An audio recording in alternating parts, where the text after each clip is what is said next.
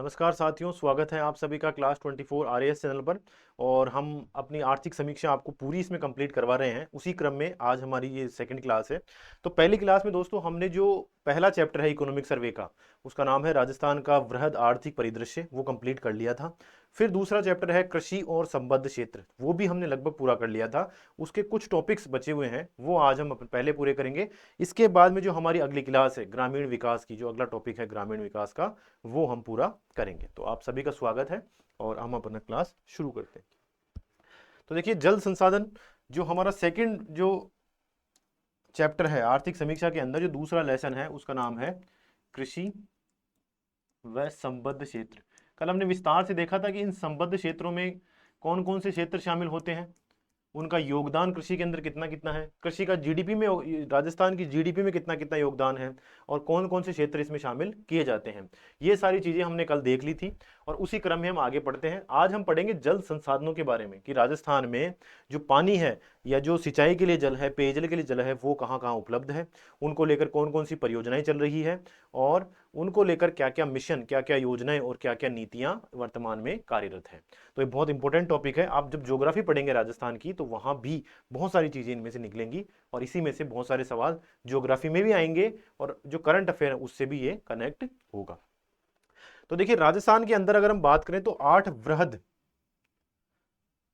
वृहद सिंचाई परियोजनाएं हैं, 5 मध्यम सिंचाई परियोजनाएं हैं और 41 लघु सिंचाई परियोजनाएं हैं।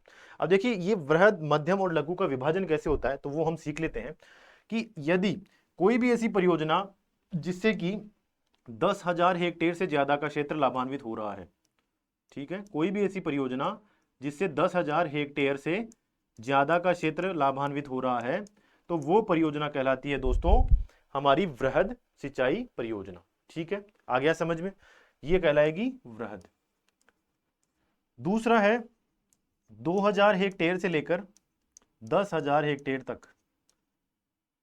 इस क्राइटेरिया के अंदर जो भी हमारी परियोजना आती है वो कहलाती है मध्यम सिंचाई परियोजना। और तीसरी जो परियोजना आती है वो आती है लघु सिंचाई परियोजना। कौन सी परियोजना होगी? जिस परियोजना से 2,000 हेक्टेयर तक, 2,000 हेक्टेयर या इससे कम का क्षेत्र लाभान्वित होगा, वो लघु परियोजना कहलाएगी।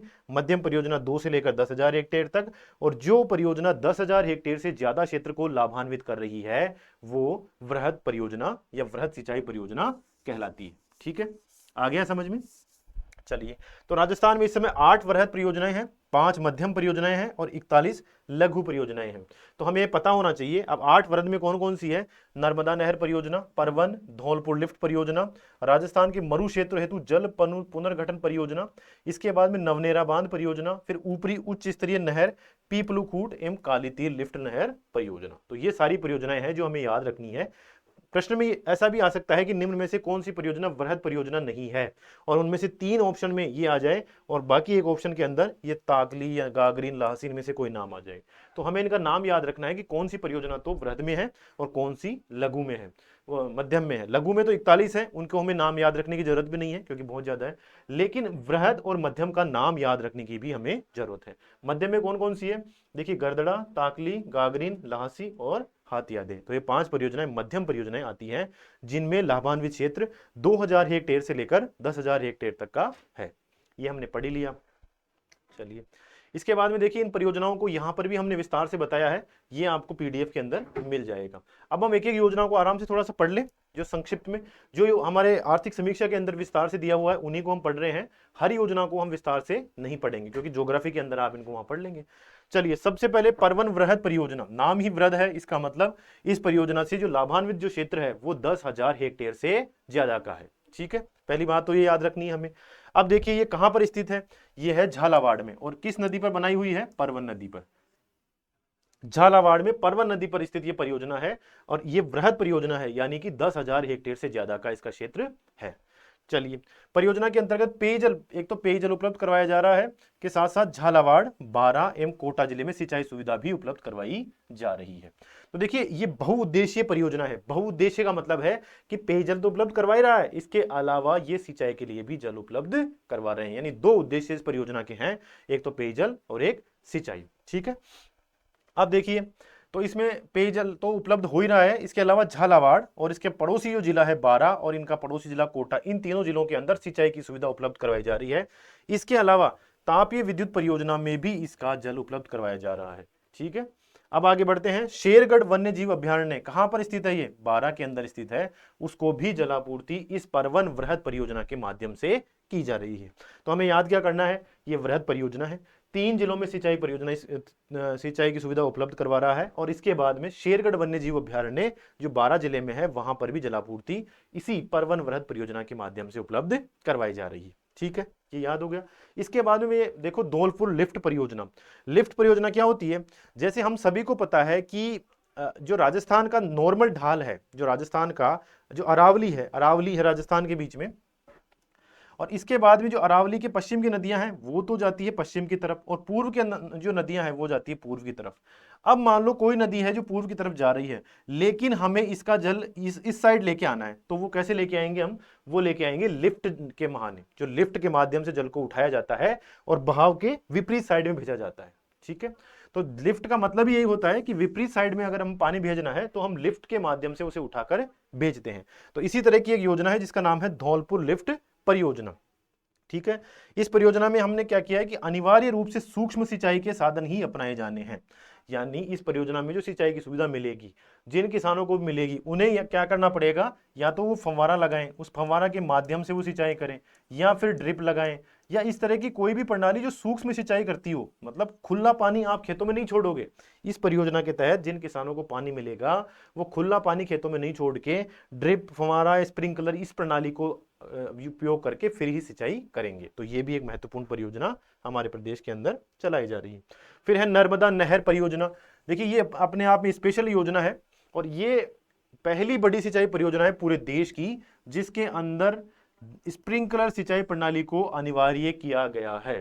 तो नर्मदा नहर परियोजना इसलिए स्पेशल है कि ये भारत की पहली बड़ी सिंचाई परियोजना है जिसके अंदर जो स्प्रिंकलर सिस्टम है। स्प्रिंकलर क्या होता है? जो फव्वारों से सिंचाई होती है ना, उसको कहते हैं हम स्प्रिंकलर सिस्टम। तो इसी के माध्यम से ही सिंचाई करने दी जाएगी। किसान खुले में जो खुला पानी छोड़ देते हैं धोरों के माध्यम से, वो इसमें नहीं कर सकते। और इस योजना का लाभ कैसे मिल रहा है? जालोर और बाड़मेर को। अभी अपडेट हो के आएगा कि सांचौर भी इसमें ऐड हो जाएगा। तो अभी जब आर्थिक समीक्षा नहीं आएगी तो उसमें ये सारी चीजें ऐड होके आएगी। अभी तक आप यही पढ़े, जालोर और बाड़मेर, यही लगभग ऑप्शन में भी ये आएगा। उसके बाद में देखिए नवनेरा बैराज, ये बहुत इंपॉर्टेंट है नवनेरा बैराज, क्योंकि आपने एक परियोजना का नाम सुना होगा जो लगातार अखबारों में आती है और उसका नाम है पूर्वी राजस्थान नहर परियोजना। तो उसी परियोजना से जुड़ी हुई ये भी एक बैराज है नवनेरा बैराज। ये कहाँ बनाया गया है? कोटा में काली सिंध नदी पर। कोटा में काली सिंध नदी पर यह बैराज बनाया गया है और इस बैराज के माध्यम से बीसलपुर और ईसरदा बांध जो पेयजल आपूर्ति करवा रहा है राजस्थान की राजधानी जयपुर को, दौसा को, अजमेर को या टोंक को, उन 4-5 जिलों में जो पेयजल आपूर्ति हो रही है वो बीसलपुर के माध्यम से हो रही है। तो इनमें पानी की कमी दूर करने के लिए काली सिंध नदी के ऊपर नवनेरा बांध बनाया गया है। उस बैराज से जो पानी है वो बीसलपुर और ईसरदा बांध में आएगा और यहां से फिर आगे जलापूर्ति के लिए भेजा जाएगा। ठीक है, चलिए इसके बाद में एक और महत्वपूर्ण परियोजना है, उसका नाम है राजस्थान जल क्षेत्र आजीविका सुधार परियोजना। ये भी आर्थिक समीक्षा में लिखी हुई है। इसके बारे में बहुत ज्यादा हमें नहीं पढ़ना है कि ये क्या है, कब चली, कैसे नहीं चली, क्योंकि प्रश्न जो आएगा ना वो आर्थिक समीक्षा की लैंग्वेज से ही आता है। तो प्रश्न इसमें से क्या बनेगा? वो यही बनेगा कि किस अंतरराष्ट्रीय एजेंसी द्वारा इसका वित्त पोषण किया जा रहा है। तो आप जब भी इस योजना का नाम पढ़ेंगे आपको पता होना चाहिए कि इस योजना का जो वित्त पोषण है वो जापान इंटरनेशनल कॉर्पोरेशन एजेंसी या जिसे हम कहते हैं जायका के द्वारा भी किया जा रहा है। और ये परियोजना लगभग 27 जिलों के अंदर चलाई जा रही है। ठीक है, 2 फैक्ट आप याद रख लो इससे संबंधित, इसके अलावा ये इससे संबंधित प्रश्न नहीं आएगा। उसके बाद में राजस्थान के मरु क्षेत्र हेतु जल पुनर्गठन परियोजना। अब देखिए इसके नाम से पता चल रहा है कि मरुस्थलीय क्षेत्रों के अंदर जो जल है उसको पुनर्गठित करने के लिए, यानी उस जल स्तर को बढ़ाने के लिए और वहां पर जो परंपरागत तकनीक है उसे बढ़ाने के लिए, जल को इकट्ठा करने के लिए ये परियोजना चलाई जा रही है। ठीक है, परियोजना के लिए पैसा कौन दे रहा है? New development bank. कौन दे रहा है पैसा? New development bank. और इसका लाभ किस किस जिलों को मिल रहा है? श्रीगंगानगर, हनुमानगढ़, चूरू। नागौर, बीकानेर, झुंझुनू, सीकर, जोधपुर, जैसलमेर, बाड़मेर, इन जिलों को इसका लाभ मिल रहा है। यानी इंदिरा गांधी नहर परियोजना, देखिए इसी से जुड़ी हुई ये परियोजना है। तो इंदिरा गांधी नहर परियोजना से जो लाभान्वित जिले हैं उन्हीं लगभग जिलों को इस पूरी परियोजना का लाभ मिल रहा है, और इसके लिए पैसा दे रहा है, वो दे रहा है न्यू डेवलपमेंट बैंक। ठीक है दोस्तों, चलिए एक और है राष्ट्रीय जल विज्ञान परियोजना। अब देखिए जल विज्ञान का मतलब होता है कि हम जल का मैनेजमेंट करें, जो साइंटिफिक इंस्ट्रूमेंट है, जो साइंटिफिक टेक्नोलॉजीज है ना, उनके माध्यम से हम जल का प्रबंध करें, इसलिए ये परियोजनाएं चलाई जा रही है। अब इसमें क्या लिखा है, इसमें जल प्रबंधन हेतु नहर प्रणाली के राज्य में सर्वप्रथम बीसलपुर, माही, गुडा बांध पर जवाई बांध पर स्काडा सिस्टम लगाया है।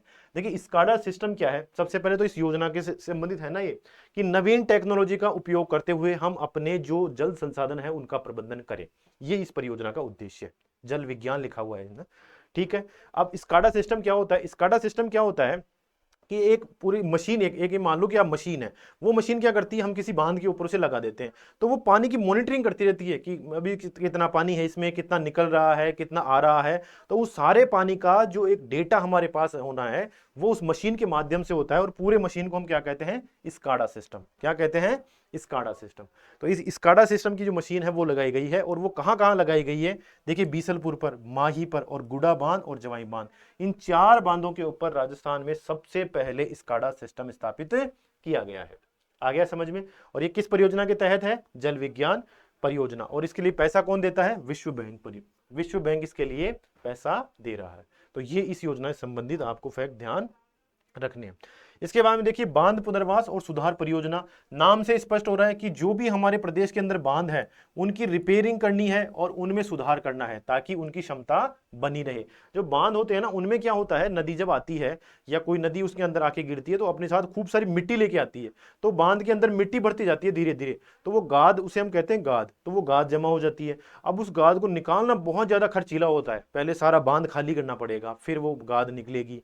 या कई बार क्या होती है, बांध की पाल टूट फूट जाती है तो उसकी रिपेयरिंग करनी होती है, तो उसमें बहुत पैसा खर्च होता है, और उसी के लिए परियोजना चलाई गई है। इस परियोजना में जो पैसा दे रहा है वो पैसा कौन दे रहा है, विश्व बैंक। कौन दे रहा है पैसा, विश्व बैंक। ठीक है। और इसमें यही है कि राज्य के बड़े बांधों का जीर्णोद्धार कर जल रिसाव को रोका जाएगा, ये इस परियोजना का मुख्य उद्देश्य है। आ गया समझ में, विश्व बैंक इसके लिए पैसा दे रहा है। अब इसके बाद में पूर्वी राजस्थान नहर परियोजना बहुत इंपॉर्टेंट है, रोजाना अखबारों में रह रही है। पूर्वी राजस्थान नहर परियोजना क्या है, देखिए जो ये इस योजना का उद्देश्य, इस परियोजना का मुख्य उद्देश्य तो ये है कि जो हमारा चंबल का, जो चंबल और उसकी सहायक नदियां है ना, जैसे चंबल हो गई, काली सिंध हो गई, पार्वती हो गई, ये कूल हो गई, कुन्नू हो गई, ये नदियां क्या है, इनमें बहुत पानी है, साल भर ये खूब पानी लेके जाती हैं, और अंततः क्या होता है, ये अपना पानी ले जाती हैं और ले जाके जो यमुना नदी है उसमें डाल देती है। यमुना नदी अपना पानी गंगा नदी में डाल देती है, और गंगा नदी उस पानी को ले जाके समुद्र के अंदर डाल देती है। तो राजस्थान सरकार ने कहा कि भाई देखो, एक हमारा प्रदेश सूखा प्रदेश है, यहाँ पर जल की उपलब्धता है ही नहीं, तो जो पानी बहकर समुद्रों में जा रहा है उसको हम रोकते हैं, एक नहर बनाते हैं जो उन 4-5 नदियों का या उस चंबल और उसकी सहायक नदियों का जो अधिशेष जल है ना, वो अपने अंदर लेगी, और वो घूमते हुए सप्लाई करते हुए बनास के अंदर डालेगी, फिर बाणगंगा के अंदर डालेगी, और उन जिलों के अंदर वो लेके जाएगी उस पानी को जहां पर पानी की कमी है। कहने का मतलब है, जल के अधिशेष को जल न्यून क्षेत्रों के अंदर ले जाने के लिए जो नहर बनाई जा रही है उसे हम कह रहे हैं पूर्वी राजस्थान नहर। और इस पूरी परियोजना का नाम है पूर्वी राजस्थान नहर परियोजना, क्योंकि इसमें जो प्रभावित जो जिले हैं, जो सबसे ज्यादा लाभ जिन जिलों को मिलेगा वो पूर्वी राजस्थान के जिलों को ही मिलेगा। अभी हमने थोड़ी देर पहले पढ़ लिया था कि अरावली से पूर्व राजस्थान का जो ढलान है ना, वो पूर्व की तरफ ही है, तो हम उस नहर को ज्यादा पश्चिम की साइड नहीं ला सकते, क्योंकि पानी ज्यादा ऊपर चढ़ नहीं पाएगा। इसीलिए जो एक हम कहते हैं व्यवहारिक रूप से, जो व्यवहारिक है हमारे लिए, वो यही है कि पूर्वी राजस्थान के जिलों में इसका लाभ दिया जाए। तो योजना बहुत अच्छी है, योजना बहुत शानदार है। अब इसमें हम फैक्ट पढ़ लेते हैं इसके बाद में। एक महत्वाकांक्षी परियोजना है, और चंबल नदी और उसकी सहायक कौन सी है, कुन्नू, कूल, पार्वती, कालीसिंध, मेज। आपको इनका नाम बिल्कुल याद रख लेना है, बहुत इंपॉर्टेंट है। इन नदियों को क्या है, इन नदियों के अंदर पानी बहुत ज्यादा रहता है, तो इन सारी नदियों का पानी एक नहर के माध्यम से, एक नहर बनेगी, वो इन सारी नदियों को कनेक्ट कर लेगी, उसके अंदर इन सबका पानी आएगा, वो ले जाके वो नहर उस पानी को कहां डालेगी, बनास के अंदर, मोरेल के अंदर, बाणगंगा, पार्वती, काली सिंध, गंभीरी, इन नदियों के अंदर ले जाके उस अधिशेष पानी को डालना।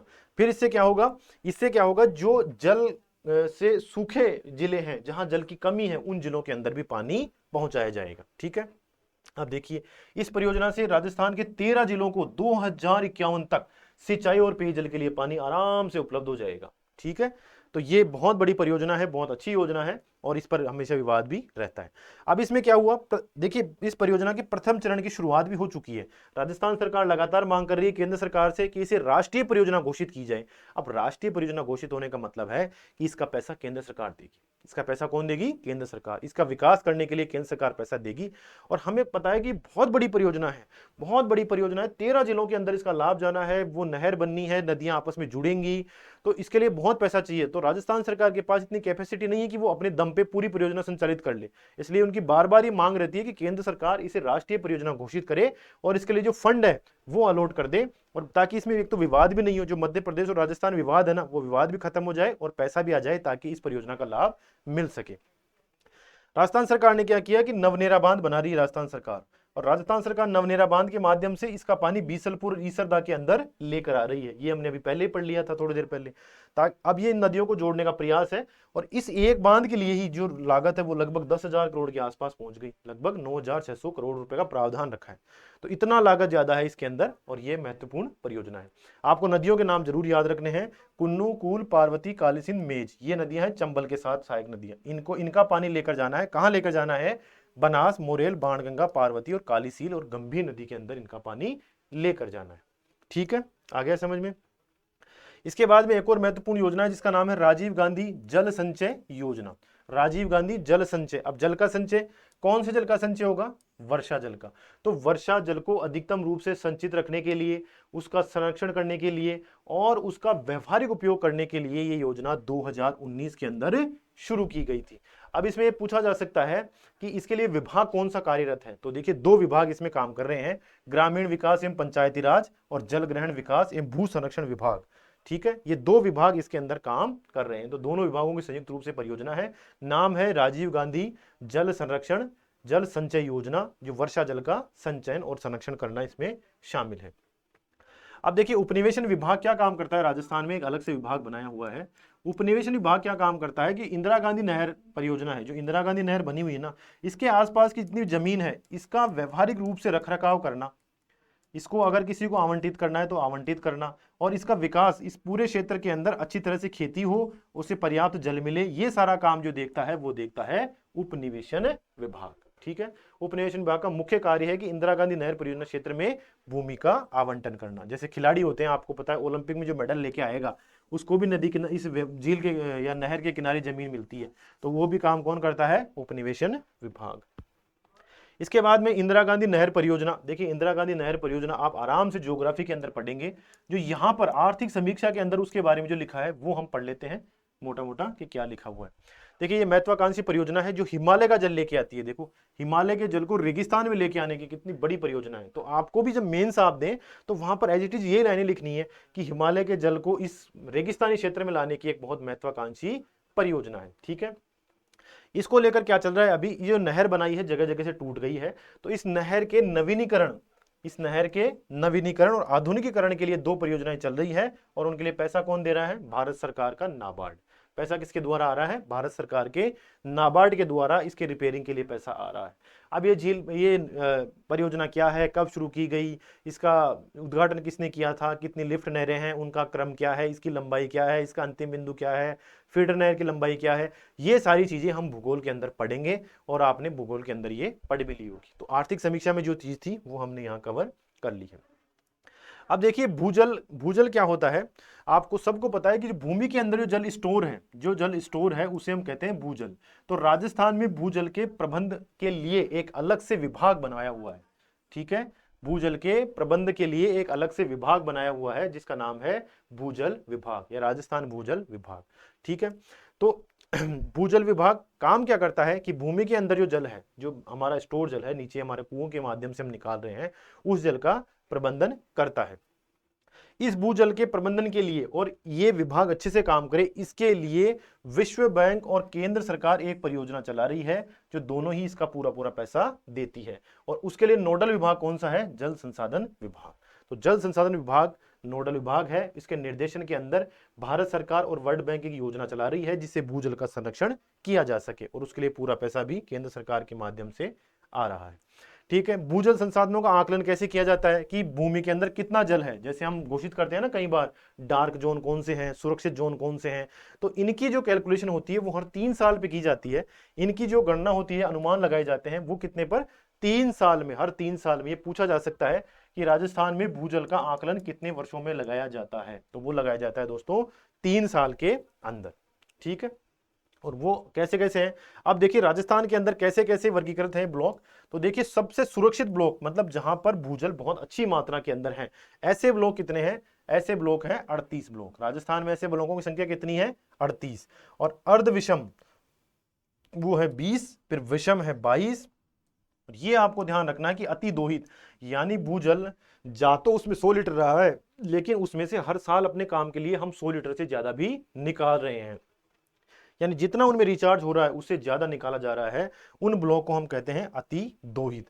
तो ब्लॉक लगभग 302 बना रखे हैं। देखिए एक जिले के अंदर भी बहुत सारे ब्लॉक होते हैं, 8, 10 या 15 ब्लॉक बना लेते हैं छोटे छोटे, और उन्हें अलग अलग रूप से वर्गीकृत किया जाता है। वर्गीकरण होता है कि भूमि के अंदर कितना जल है, उसके माध्यम से वर्गीकरण होता है। तो सबसे ज्यादा जो ब्लॉक राजस्थान के अंदर है वो है अति दोहित। अति दोहित ब्लॉक सबसे ज्यादा राजस्थान के अंदर है। उसके बाद में कौन से हैं, सुरक्षित ब्लॉक। तो ये आपको 2 क्रम ध्यान रखने हैं कि फर्स्ट रैंक तो इसकी है और सेकंड रैंक इसकी है। तो दोनों आपको आर्थिक समीक्षा में ये मिल जाएंगे, इनको हमें याद रखना है। ठीक है, फिर इसके बाद में देखिए अटल भूजल योजना।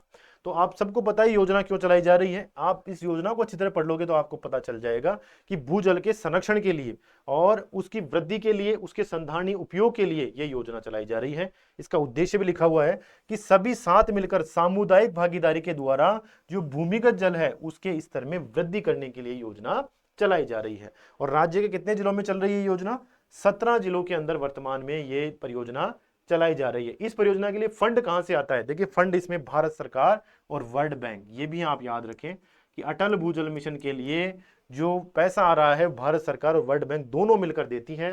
राजस्थान में 17 जिलों के अंदर यह परियोजना चलाई जा रही है और नोडल विभाग इसका कौन सा है, भूजल विभाग। तो 3 इफेक्ट याद रखने हैं अटल भूजल योजना के संबंध में। पहला तो पैसा कहां से आ रहा है, नोडल विभाग कौन सा है, उद्देश्य क्या है और कितने जिलों में चल रही है। ठीक है, तो 4 ही पॉइंट आप याद रख लो तो ये हमारी योजना कंप्लीट हो जाएगी। अब देखिए राज्य भंडारण निगम, एक अलग से निगम बनाया हुआ है राजस्थान में, और उसका काम क्या है, जो फसलें किसानों के द्वारा पैदा की जा रही हैं, तो आपको पता है जब वो पैदा होती है ना तब तो उनकी कोई वैल्यू होती नहीं, क्योंकि सप्लाई इतनी ज्यादा मंडी के अंदर आ जाती है कि डिमांड नहीं हो पाती, तो किसानों को अपनी फसलों के उनका मूल्य नहीं मिल पाता। और जब थोड़ा समय निकल जाता है उसके बाद में उनके दाम बहुत ज्यादा ऊंचे हो जाते हैं। तो भंडारण के अभाव में अगर भंडारण की सुविधाएं हो, किसान को हम कहेंगे गोदाम है भाई, आप रखना चाहो तो रख दो यहाँ पे, तो वो आराम से वहां रख देगा। इससे क्या होगा, एक तो उपभोक्ताओं को ज्यादा महंगी चीजें नहीं खरीदनी पड़ेगी, कालाबाजारी नहीं होगी। दूसरा क्या होगा, किसानों को उनके उत्पादों का उचित मूल्य मिल जाएगा। तो इसी उद्देश्य से कि भंडारण की सुविधा हो, राज्य में गोदाम बने, राज्य में भंडार गृहों का निर्माण हो, इसी उद्देश्य से राज्य भंडारण निगम की स्थापना की गई है। राज्य भंडारण निगम क्या काम करता है कि राज्य के अंदर गोदाम और भंडार गृह, जो कोल्ड स्टोरेज होते हैं ना, उनका निर्माण करता है ताकि किसान यहाँ आए और एक बहुत मामूली सा किराया दें, और अगर अपनी फसल रखना चाहते हैं 2 महीने 4 महीने के लिए तो वो यहाँ रख लें, और फिर जब भाव अच्छे हैं तो वो यहाँ से ले जाके बेच दें। इसी उद्देश्य से राजस्थान भंडारण निगम की स्थापना की गई है। राजस्थान भंडारण निगम के 31 जिलों के अंदर गोदाम है। देखिए 31 जिलों में गोदाम है और पूरी क्षमता है 16.8 लाख मीट्रिक टन। तो आपको ध्यान रखना है कि 31 जिलों के अंदर ही इसका भंडार गृह या गोदाम बनाए गए हैं। किराया ये कैसे कैसे लेते हैं, देखिए जो अनुसूचित जाति और जनजाति किसान है उनको तो 70% की छूट मिलेगी किराए के अंदर, ठीक है, और अन्य किसान है उन्हें मिलेगी 60% की छूट, और सहकारी समितियां अगर वहां पर अपना सामान रखती है तो उन्हें 10% की छूट मिलती है। तो जो किराया निर्धारित किया हुआ है उसमें भी SC ST के किसान है उन्हें 70%, सामान्य जो अन्य किसान है उन्हें 60%, और सहकारी समितियों को 10% की छूट प्रदान की जाती है। तो ये आप अनुपात भी ध्यान रख लें कि 70% की छूट, फिर 60% की छूट और फिर 10% की छूट, ये 3 प्रकार की छूट प्रावधान किए गए हैं। 31 जिलों में गोदाम बनाए हुए हैं। मुख्य उद्देश्य गोदाम और भंडार गृहों का निर्माण करना, और ये सारा काम करता है राज्य भंडारण निगम। ठीक है, चलिए अब हम बात करते हैं पशुपालन की। देखिए कल जब मैं आपको पढ़ा रहा था लास्ट क्लास में, तो हमने ये पढ़ा था कि कृषि जो क्षेत्र है उसमें सबसे ज्यादा योगदान किन किन उप क्षेत्रों का है। तो उसमें हमने पढ़ा था कि फसलों का योगदान कितना है, लगभग 46%, और पशुपालन का योगदान कितना है, वो है लगभग 46.50% के आसपास। तो पशुपालन का ही ज्यादा योगदान है कृषि क्षेत्र के अंदर बजाय फसलों का। तो ये क्षेत्र बहुत इंपॉर्टेंट है हमारे लिए, क्योंकि हमारे प्रदेश के अंदर कभी तो अकाल पड़ जाता है, कभी बाढ़ आ जाती है, तो फसलों का उत्पादन तो अच्छा नहीं हो पाता है, लेकिन फिर भी हम पशुपालन के माध्यम से अपनी इकोनॉमी को वृद्धि देते रहते हैं। तो इसलिए पशुपालन बहुत महत्वपूर्ण है। अब इसमें लिखा भी यही है कि शुष्क और अर्धशुष्क क्षेत्र, ये राजस्थान शुष्क और अर्धशुष्क क्षेत्र ही है, इन क्षेत्रों में कृषि की सहायक गतिविधि के रूप में ही पशुपालन इंपॉर्टेंट नहीं है। इसके अलावा यह है अकाल के समय किसानों को एक बीमा का काम ये करती है। देखिए मान लीजिए जैसे अकाल पड़ गया, इस बार भी आप देख रहे हो कि वर्षा बहुत अनियमित हो गई, अब वर्षा हो ही नहीं रही, तो अब इस बार देखना फसल का उत्पादन तो और कम हो जाएगा, लेकिन फिर भी क्या है, जो ग्रामीण क्षेत्र है, जो शुष्क क्षेत्र है, वहां पर पशुपालन के माध्यम से किसानों की रोजी रोटी चल जाती है। उस पशुपालन के माध्यम से किसानों को खाना पीना मिलता रहता है। तो राजस्थान जैसे प्रदेश में जहां पर पानी बहुत कम है, शुष्क अर्धशुष्क क्षेत्र है, वहां पर फसलों का उत्पादन अनिश्चितता बहुत ज्यादा है, तो उसमें पशुपालन का महत्व बहुत ज्यादा बढ़ जाता है हमारे लिए, क्योंकि एक तो वो पोषक तत्वों की आपूर्ति कराता है, दूसरा ऐसे समय के अंदर, कठिन समय के अंदर किसानों की आजीविका चलाने में भी पशुपालन बहुत महत्वपूर्ण योगदान देता है। ठीक है, यहां लिखा हुआ भी है कि पशुपालन क्या काम करता है, सूखे और अकाल की मार के विरुद्ध सुरक्षा कवच के रूप में काम करता है, यानी गरीब लोगों को यह रोजगार उपलब्ध करवाता है। राज्य में समृद्ध है राज्य, हमारे में पशु संपदा के मामले में राज्य बहुत संपन्न है। यहाँ पर गोवंश की, भेड़ की, बकरी, घोड़ा और ऊंट की बहुत अच्छी किस्में राजस्थान के अंदर पाई जाती है, जो दूध देने वाली उन्नत नस्ल होती है। ठीक है, इसके बाद में पशु गणना 2019 के अंदर हुई थी, उसके हिसाब से राजस्थान में 568 लाख पशु पाए जाते हैं और 146 लाख कुक्कुट या मुर्गियां जिसे हम कहते हैं, वो कुक्कुट या मुर्गियां पाई जाती है। ठीक है, तो 568 लाख का मतलब हो गया 5 करोड़ 68 लाख पशु हमारे प्रदेश के अंदर वर्तमान में पाए जाते हैं। ठीक है, अब इसमें परसेंटेज दिया हुआ है, देश का लगभग जो गाय है वो लगभग 7.24% है, भैंस है वो लगभग 12.50% है, बकरियां लगभग 14% है, ऊंट आपको पता ही सबसे ज्यादा होंगे, लगभग 85% ऊंट राजस्थान के अंदर पाए जाते हैं। तो ये मोटा मोटा परसेंट भी हमें याद रख लेना है, और पशु गणना 2019 में ही अंतिम बार हुई थी। इसके बाद में देखिए गोपालन विभाग क्या काम करता है। गोपालन विभाग काम यह करता है कि पशुओं की जो स्थानीय नस्लें हैं, जिसे हम कहते हैं स्थानीय नस्ल या देसी नस्लें हम जिसे कहते हैं, उसके प्रोत्साहन के लिए यह काम करता है। तो गोपालन निदेशालय का काम क्या है दोस्तों, राज्य में मवेशियों की देसी नस्लों को प्रसार करना, उनका संरक्षण करना और उनके विकास के लिए काम करना, ये नया ही बनाया हुआ है। तो गोपालन विभाग का काम क्या है, जो देसी नस्लें होती है, जैसे गाय की आप लोग देखते हो, एक होलिस्टन नस्ल है, एक जर्सी नस्ल है, तो वो दोनों ही हमारे देश की नहीं है, और उनका दूध भी है ना, इतना पोषक तत्व उसमें होते ही नहीं है। इसके बजाय जो जो कांकरेज है, जो गिर है, जो हमारी देसी नस्लें हैं, हमारे जो देश के अंदर जो देसी नस्लें पाई जाती है, उनका दूध बहुत पौष्टिक होता है। तो उन्हीं नस्लों को प्रोत्साहित करने के लिए, उनका विकास करने के लिए एक अलग से विभाग की स्थापना की गई है, उसका नाम है गोपालन विभाग। ठीक है, ये क्या काम करता है कि ये अनुदान भी देता है कि 40 रुपए प्रतिदिन, और छोटा मवेशी है, जो छोटा मवेशी है उसके लिए 20 रुपए प्रतिदिन के हिसाब से गौशालाओं को जो पैसा दिया जाता है, वो भी गोपालन विभाग के माध्यम से दिया जाता है। ठीक है दोस्तों, चलिए आगे। इसके बाद में देखिए डेयरी को लेकर भी बहुत सारी योजनाएं हमारे प्रदेश के अंदर चलाई जा रही हैं। आपको पता होगा कि डेयरी के मामले में राजस्थान बहुत उन्नति कर रहा है, बहुत तेजी से उन्नति कर रहा है, और वर्तमान में आपको जानकर ये आश्चर्य होगा कि वर्तमान में जो सरस है, हमारी सरस डेयरी के माध्यम से ही हम दूध इकट्ठा होता है, आपको पता है गाँव में। वर्तमान में सरस डेयरी पूरे प्रदेश के अंदर से 50 लाख लीटर पर डे दूध का कलेक्शन कर रही है। जो सरस डेयरी है वर्तमान में 50 लाख लीटर प्रतिदिन दूध का कलेक्शन कर रही है। आप देखो कितना बड़ा अमाउंट है, 50 लाख लीटर पर डे, इतना कलेक्शन सरस डेयरी के माध्यम से पर डे किया जा रहा है। ठीक है, अब देखिए राज्य सरस सुरक्षा बीमा योजना, इस योजना के अंदर क्या किया जा रहा है कि जो भी व्यक्ति पशुपालन करता है और उसके पास दूध एक्स्ट्रा बचता है, तो वो अपने निकटतम सरस डेयरी पर जाकर वो दूध दे के आ सकता है।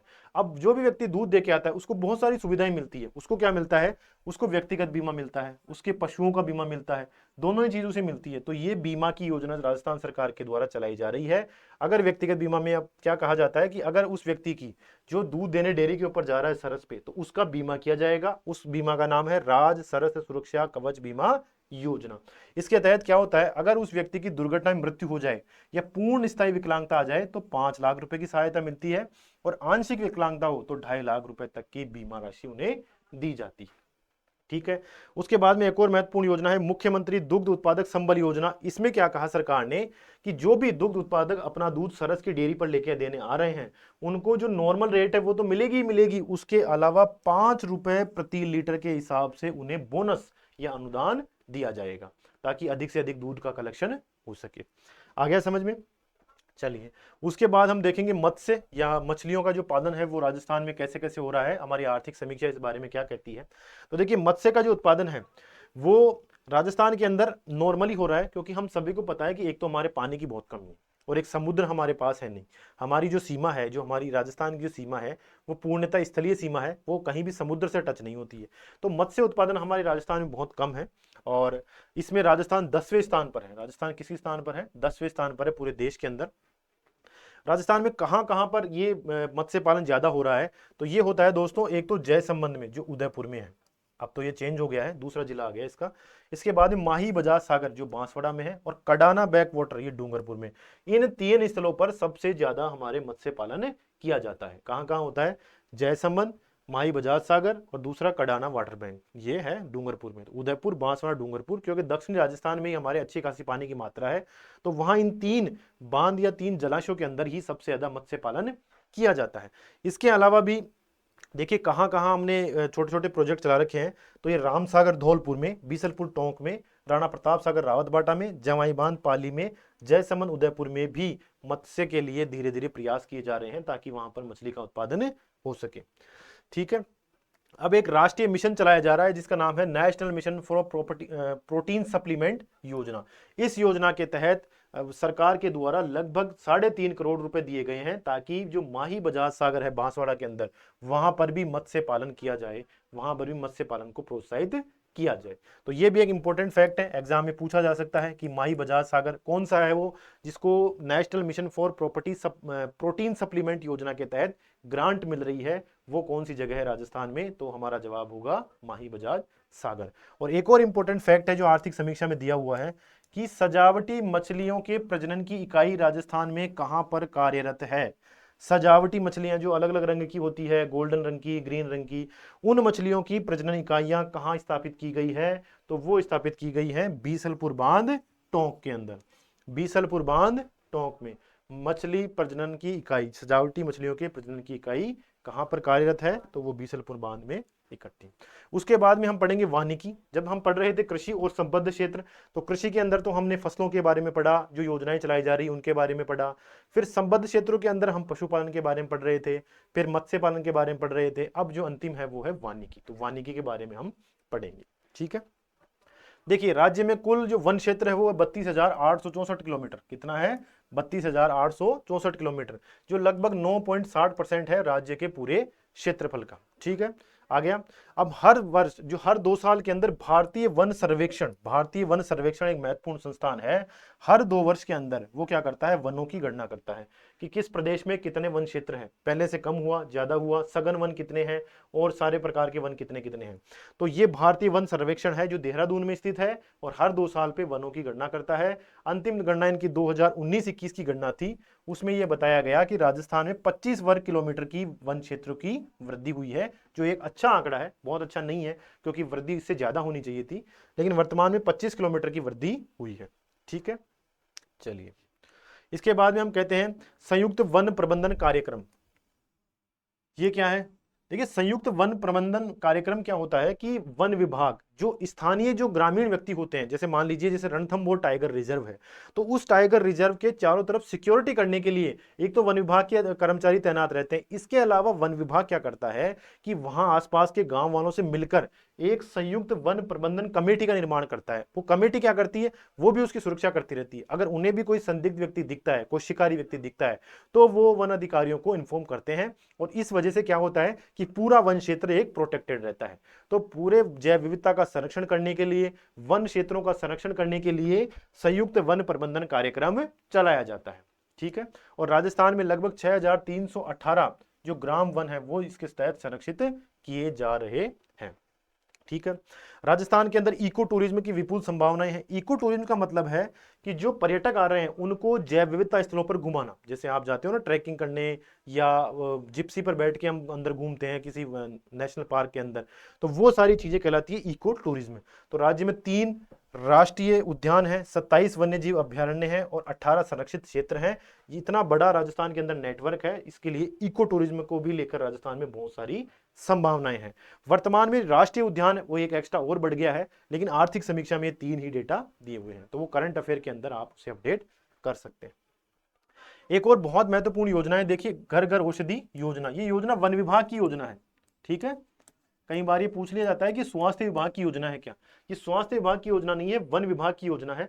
इस योजना में क्या कहा गया, 8 पेड़ मिलेंगे हर आदमी को, 8 पेड़ मिलेंगे निःशुल्क। और वो कौन कौन से मिलेंगे? तुलसी, गिलोय, अश्वगंधा और कालमेघ। तो ये 4 पेड़ हैं, ये सबको 2-2 मिलेंगे। तो एक व्यक्ति को 8 पेड़ मिलेंगे, निःशुल्क मिलेंगे। और क्यों मिलेंगे? ताकि वो औषधियां अपने घर के अंदर ही उगा सके। अब आपको पता है तुलसी का उपयोग बुखार के अंदर किया जाता है, गिलोय कोरोना के अंदर इसका उपयोग किया गया था, इसे उबालकर इसका पानी पिया गया था। उसके बाद में अश्वगंधा और कालमेघ, ये भी जो औषधियां हैं, चारों औषधियां हमारे दिन प्रतिदिन के कामों में आती है और बहुत ये इफेक्टिव, जो बहुत सकारात्मक प्रभाव हमारे शरीर पर डालती है। तो इन औषधियों का उपयोग बढ़े, इन औषधियों का उत्पादन बढ़े और घर घर में इनकी जागरूकता फैले, इस उद्देश्य से वन विभाग ने एक योजना चलाई, घर घर औषधि योजना। उसमें 4 प्रकार के औषधीय पेड़, अभी याद रखने हैं आपको नाम, तुलसी, गिलोय, अश्वगंधा, कालमेघ। तुलसी, गिलोय, अश्वगंधा, कालमेघ। तुलसी, गिलोय, अश्वगंधा, कालमेघ 4 पेड़ दिए जा रहे हैं और ये एक व्यक्ति को 2-2 पेड़ मिलेंगे, यानी 8 पेड़ दिए जाएंगे। ठीक है, तो 8 पौधे मिल रहे हैं और इसका शुभारंभ हुआ था 1 अगस्त 2021 को। 1 अगस्त 2021 को इसका शुभारंभ हुआ था। इसके बाद में देखिए विश्व वानिकी उद्यान, ये कहां पर स्थित है? विश्व वानिकी उद्यान, ये पूछा जा सकता है डायरेक्ट, तो यह है जयपुर झालावाड़ में अवस्थित है। और इसी तरह इसी तर्ज पर और भी कहां बनाए जाएंगे? जोधपुर, बीकानेर, कोटा, उदयपुर, भरतपुर, अजमेर में भी विश्व वानिकी उद्यानों की घोषणा हुई है।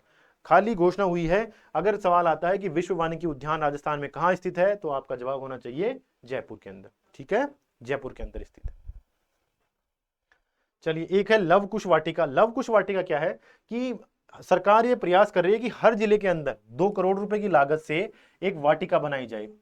एक मतलब पार्क होता है ना शहरों में, आपने देखा होगा पार्क, सिटी पार्क बनाया हुआ जयपुर के अंदर, उस टाइप का पार्क बनाने का एक प्रयास है प्रत्येक जिले के अंदर, जहां पर क्या होगा, मनोरंजन गतिविधियां होगी, ट्रैक बनाया होगा, जल निकास होगा, पक्षियों के लिए व्यवस्थाएं होंगी, बैठने के लिए टेबलें होंगी, साइन बोर्ड लगाए हुए होंगे। तो ये सारे एक तरह से वाटिका बनी होगी। वहां पर क्या है कि लोग बाग सुबह घूमने के लिए भी आ सकेंगे और वो वाटिकाएं पूरे पर्यावरण को भी सुरक्षित रखेंगी, क्योंकि वहां बहुत सारे पेड़ होंगे, हरियाली होंगी, तो वो आसपास के पर्यावरण को भी सुरक्षित रखेगी। इस उद्देश्य से लव कुश वाटिका का निर्माण किया जा रहा है। हर जिले में इसको बनाए जाने का प्रयास है। 2 करोड़ रुपए इसके लिए आवंटित किए गए हैं। ठीक है, ये 2 फैक्ट हमें ध्यान रखने हैं। चलिए, फिर इसके बाद में पर्यावरण विभाग, एक पर्यावरण विभाग हमारे प्रदेश के अंदर कार्यरत है। वो क्या काम करता है? पर्यावरण और पारिस्थितिकी के संबंधित जो मामले हैं उनका निपटान करता है। जो संगठन बनाए हुए हैं पर्यावरण संरक्षण के लिए, उनकी सहायता करता है और इससे संबंधित जो प्रदूषण है उसके सभी मामलों को समाधान और नियंत्रित करने के उद्देश्य से जो विभाग राजस्थान में स्थापित है, उस विभाग का नाम है पर्यावरण विभाग। ठीक है, कौन कौन से कार्यक्रम चलाता है ये? देखिए, सबसे पहले तो 3 अंतर्राष्ट्रीय दिवसों का सेलिब्रेशन करता है ये विभाग। अब वो अंतर्राष्ट्रीय दिवस हमारे लिए बहुत इंपॉर्टेंट है।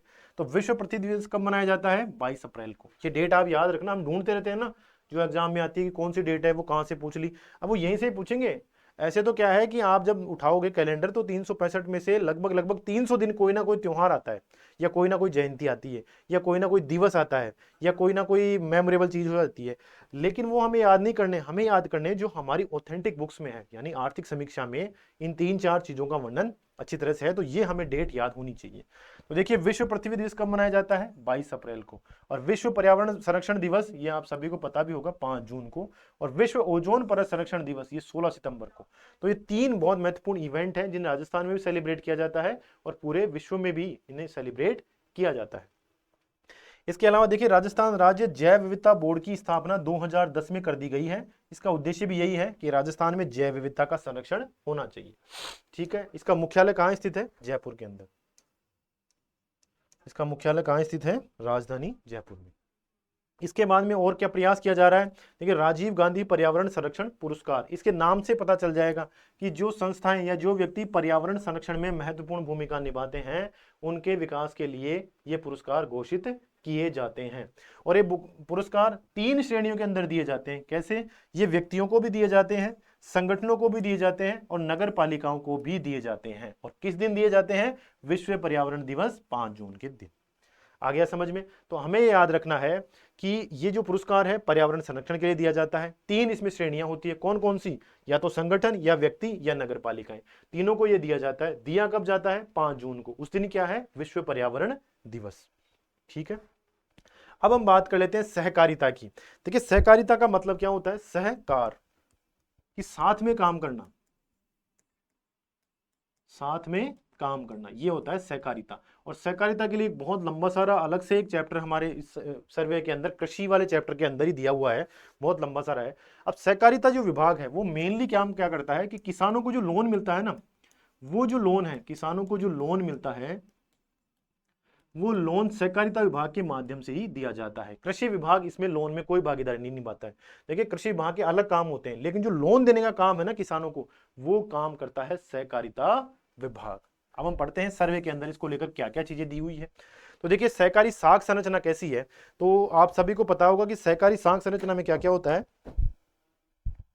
त्रिस्तरीय संरचनाएं होती है। ये कैसी होती है? त्रिस्तरीय संरचनाएं होती है, जिसमें क्या होता है? राज्य स्तर पर एक मुख्य संस्था होती है, फिर हर जिले के अंदर होती है, और जिले के बाद में जो एक निम्न स्तर है, यहां इसे कहते हैं तृतीय स्तर पर भी होती है। इसे हम कहते हैं, देखिए यहां पर होता है, उसे हम कहते हैं केंद्रीय सहकारी बैंक, केंद्रीय सहकारी बैंक, और इसे हम कहते हैं राज्य सहकारी बैंक, और इसे हम कहते हैं प्राथमिक कृषि ऋणदात्री समितियां, या जिसे हम कहते हैं ग्राम सेवा सहकारी समिति भी हम इसे कहते हैं नॉर्मली, ग्राम सेवा सहकारी समिति। तो ये त्रिस्तरीय व्यवस्थाएं होती है। राज्य स्तर पर तो राज्य सहकारिता बैंक होता है, वो लोन देता है जिलों में, और जिलों के अंदर जो पूरे जिले का एक ही बैंक होता है उसे हम कहते हैं केंद्रीय सहकारी बैंक। देखिए बहुत इंपॉर्टेंट है, नाम इसका केंद्रीय है लेकिन हर जिलों के अंदर है। और उसके बाद में प्राथमिक ऋणदात्री समितियां होती है जो लगभग हर गांवों के अंदर खुली रहती है, वो किसानों को लोन देती है। तो इस तरह त्रिस्तरीय ढांचा है सहकारिता के अंदर जो लोन देने का काम करता है। ठीक है, अब देखिए तो वर्तमान में सहकारिता क्षेत्र में 29 केंद्रीय सहकारी बैंक, अब केंद्रीय सहकारी बैंक कहां खुलते हैं? जिला स्तर पर। तो जिला स्तर पर 29 सहकारी बैंक वर्तमान में कार्य कर रहे हैं। आ गया समझ में? इसके अलावा जो दुग्ध संघ होते हैं वो भी सहकारिता विभाग के अंदर ही आते हैं, क्योंकि उनके नाम के आगे सहकारिता जुड़ा हुआ होता है। इसी तरह से उपभोक्ता थोक भंडार खुले हुए हैं 38, जो उपभोक्ताओं को रियायती दरों पर वस्तुएं उपलब्ध करवाते हैं। फिर 36 प्राथमिक भूमि विकास बैंक, भूमि विकास बैंक किसानों को लॉन्ग टर्म लोन देते हैं ताकि वो भूमि की गुणवत्ता में सुधार कर सके, उसकी उत्पादकता में सुधार कर सके। तो ये 36 इस समय कार्यरत हैं। इसके अलावा 7523 प्राथमिक कृषि साख सहकारी समितियां, मैंने आपको बताया था जो ग्रामीण स्तर पर काम करती है, सबसे निम्न स्तर पर काम करती है तृतीयक स्तर पर, वो राजस्थान में लगभग 7523 सहकारी समितियां हैं। इसके अलावा 275 फल व सब्जी विपणन समितियां जो उचित मूल्यों पर किसानों से फल व सब्जियां खरीदती हैं और ग्राहकों को उचित मूल्य पर देती है। क्योंकि मुख्य रूप से सहकारिता संस्थाएं जो क्या होती है कि प्रॉफिट बहुत कम मार्जिन रखती है और बहुत कम मार्जिन पर अपना सामान बेचती है, तो इससे उपभोक्ताओं को लाभ होता है। तो ये एक डेटा है मोटा मोटा जो हमें याद रखना है। ठीक है, इसके अलावा एक और योजना है सहकारिता विभाग की, उसका नाम क्या है? 0% ब्याज दर पर लघु अवधि के कृषि ऋण। अब देखिए इसमें पढ़ने की कुछ भी जरूरत नहीं है आपको, इसको पढ़ लो अच्छी तरह से। 0% ब्याज दर यानी कोई ब्याज नहीं लेना, और लघु अवधि यानी छोटे समय के लिए, 1 साल के लिए या 12 महीने या उससे कम के लिए जो लोन दिया जाएगा वो लघु अवधि का कहलाया जाएगा। तो इस तरह का जो कृषि ऋण दिया जा रहा है वो सहकारिता विभाग के द्वारा दिया जा रहा है। ठीक है, और ब्याज कौन दे रहा है इसका? राज्य और केंद्र सरकार दोनों मिलकर उस ब्याज की राशि को वहन कर रही है, किसानों से किसी भी प्रकार का ब्याज नहीं लिया जा रहा है। इसके बाद में राजस्थान सरकार की एक और महत्वपूर्ण योजना है राजस्थान कृषक ऋण माफी योजना। तो जिन किसानों ने सहकारी समितियों से या सहकारी बैंकों के माध्यम से लोन लिया था, राजस्थान सरकार ने वो लोन माफ कर दिया। ठीक है, वो लोन माफ कर दिया। और ये योजनाएं थी 2019 में, और 2 लाख रुपए तक का लोन माफ होगा। अगर इससे ज्यादा ले रखा है तो बाकी देना पड़ेगा, और 2 लाख रुपए तक का लोन है तो वो पूरा का पूरा माफ कर दिया है। फिर इसके बाद में एक और अलग से पोर्टल बनाया हुआ है जिसका नाम है पीएम किसान पोर्टल। पीएम किसान पोर्टल क्या काम करता है, यहां पर किसानों के संबंधित जितनी भी सरकार की योजनाएं हैं केंद्र सरकार की, उसके बारे में जानकारी ली जा सकती है। पोर्टल का मतलब होता है एक वेबसाइट। ठीक है, इसी तरह से राज्य सरकार पोर्टल, राज्य सहकार पोर्टल क्या काम करता है कि सहकारिता विभाग की जितनी भी योजनाएं चलाई जा रही है राजस्थान की सरकार के द्वारा सहकारिता विभाग के अधीन, उन सभी सहकारिता की योजनाओं की यहाँ जानकारी मिलेगी। इसके अलावा अगर कोई सहकारी संस्था का निर्माण कर रहे हैं कोई व्यक्ति मिलकर, या किसी सहकारी संस्था का निर्माण किया जा रहा है, तो वो भी यहाँ पर पंजीकरण के लिए आवेदन कर सकते हैं। मतलब एक तरह से ये कहा जाएगा कि सहकारिता विभाग जो जो काम करता है ना, वो सारे के सारे काम आपको एक ही जगह ऑनलाइन मिल जाएंगे। ठीक है, जैसे फसली ऋण आपको लेना है, या फिर आपको नई सहकारी समितियां गठन करना है, या आपको सहकारी संस्था के चुनाव की प्रणाली के बारे में जानना है, कोर्ट केस कितने कितने हैं, ऑडिट रिपोर्ट कैसे कैसे जमा हो रही है, इन सभी की जानकारियां आपको राज्य सहकार पोर्टल पर उपलब्ध हो जाएगी। ठीक है, एक और महत्वपूर्ण योजना है कि स्वरोजगार के लिए क्रेडिट कार्ड योजना। यानी अगर आप कोई भी कृषि क्षेत्र के अंदर अपना स्वरोजगार खोलना चाहता है तो उस व्यक्ति को उधार धन उपलब्ध करवाने के उद्देश्य से योजना चलाई जा रही है। लेकिन जो रोजगार होगा वो कौन सा होगा, कृषि गतिविधियों के अलावा होगा, कृषि गतिविधियों के अलावा होगा। ठीक है, आप इसका उपयोग है ना कृषि के लिए बीज खरीदने या खाद खरीदने के लिए नहीं कर सकते। उसके अलावा कोई लघु उद्योग आप लगाते हो, जैसे मान लीजिए पैकिंग का कोई उद्योग आपने लगाया, ठीक है, या सिलाई का आपने कोई उद्योग लगाया, तो इस तरह के उद्योग के लिए राजस्थान सरकार लोन उपलब्ध करवाती है। ठीक है, इसके बाद में महिला विकास ऋण योजना। तो महिला विकास का नाम भी स्पष्ट है कि महिलाओं के विकास के लिए जो लोन दिया जा रहा है उस योजना का नाम है महिला विकास ऋण योजना। ठीक है, तो भूमि विकास बैंक ये लोन उपलब्ध करवा रहा है। लोन का उद्देश्य क्या है कि गैर कृषि उद्देश्यों के लिए ये काम में लिया जाएगा, महिलाओं को उपलब्ध करवाया जाएगा, और लोन की राशि कितनी है, 50,000 रुपए। कितनी है, 50,000। उसके बाद में सहकारी किसान कल्याण योजना। तो सहकारी किसान कल्याण योजना क्या काम करती है कि जो किसान है जो सहकारिता से जुड़े हुए हैं, तो उन किसानों को लोन उपलब्ध करवाने के लिए योजना चलाई जा रही है, और 10 लाख रुपए तक का लोन दिया जाता है। तो ये बहुत नॉर्मल योजनाएं हैं, इनके नाम से स्पष्ट हो जाता है कि भाई योजनाओं में क्या क्या प्रावधान रखे गए हैं। अब देखिए कृषि उपज रहन ऋण योजना। अब कई बार क्या होता है कि किसान अपना लोन लेते हैं, और वो लोन लेते हैं अपनी जो उपज पैदा होगी ना उसको गारंटी पे रख के, अब वो लोन चुका नहीं पाते, तो उनकी जो फसलें होती है ना वो जब्त करने की नौबत आ जाती है। तो उससे बचाने के लिए सरकार ने उस उपज को बचाने के लिए 3% की दर पर किसानों को लोन उपलब्ध करवाया जा रहा है, ताकि वो अपना पुराना लोन चुका सके। ठीक है, अब अर्बन कोऑपरेटिव बैंक क्या होते हैं, जो शहरों के अंदर जो कोऑपरेटिव बैंक स्थापित होते हैं उन्हें अर्बन कोऑपरेटिव बैंक कहा जाता है। ठीक है, फिर सहकारी विपणन संरचना। देखिए सहकारिता क्षेत्र के अंदर क्या होता है कि किसानों की जो उपज होती है ना उसे उचित मूल्य पर खरीदा जाता है, और उपभोक्ताओं को भी उचित मूल्य के ऊपर दिया जाता है, ताकि जो बीच में कालाबाजारी या जो लाभ कमाने की प्रवृत्ति है ना उसको कम किया जा सके। तो इसी तरह राजस्थान के अंदर 275 सहकारी समितियों का निर्माण किया गया है, जो किसानों से एमएसपी पर तो उनका उपज खरीदती है, और उपभोक्ताओं को उचित मूल्य पर वो उपज उपलब्ध करवाती है।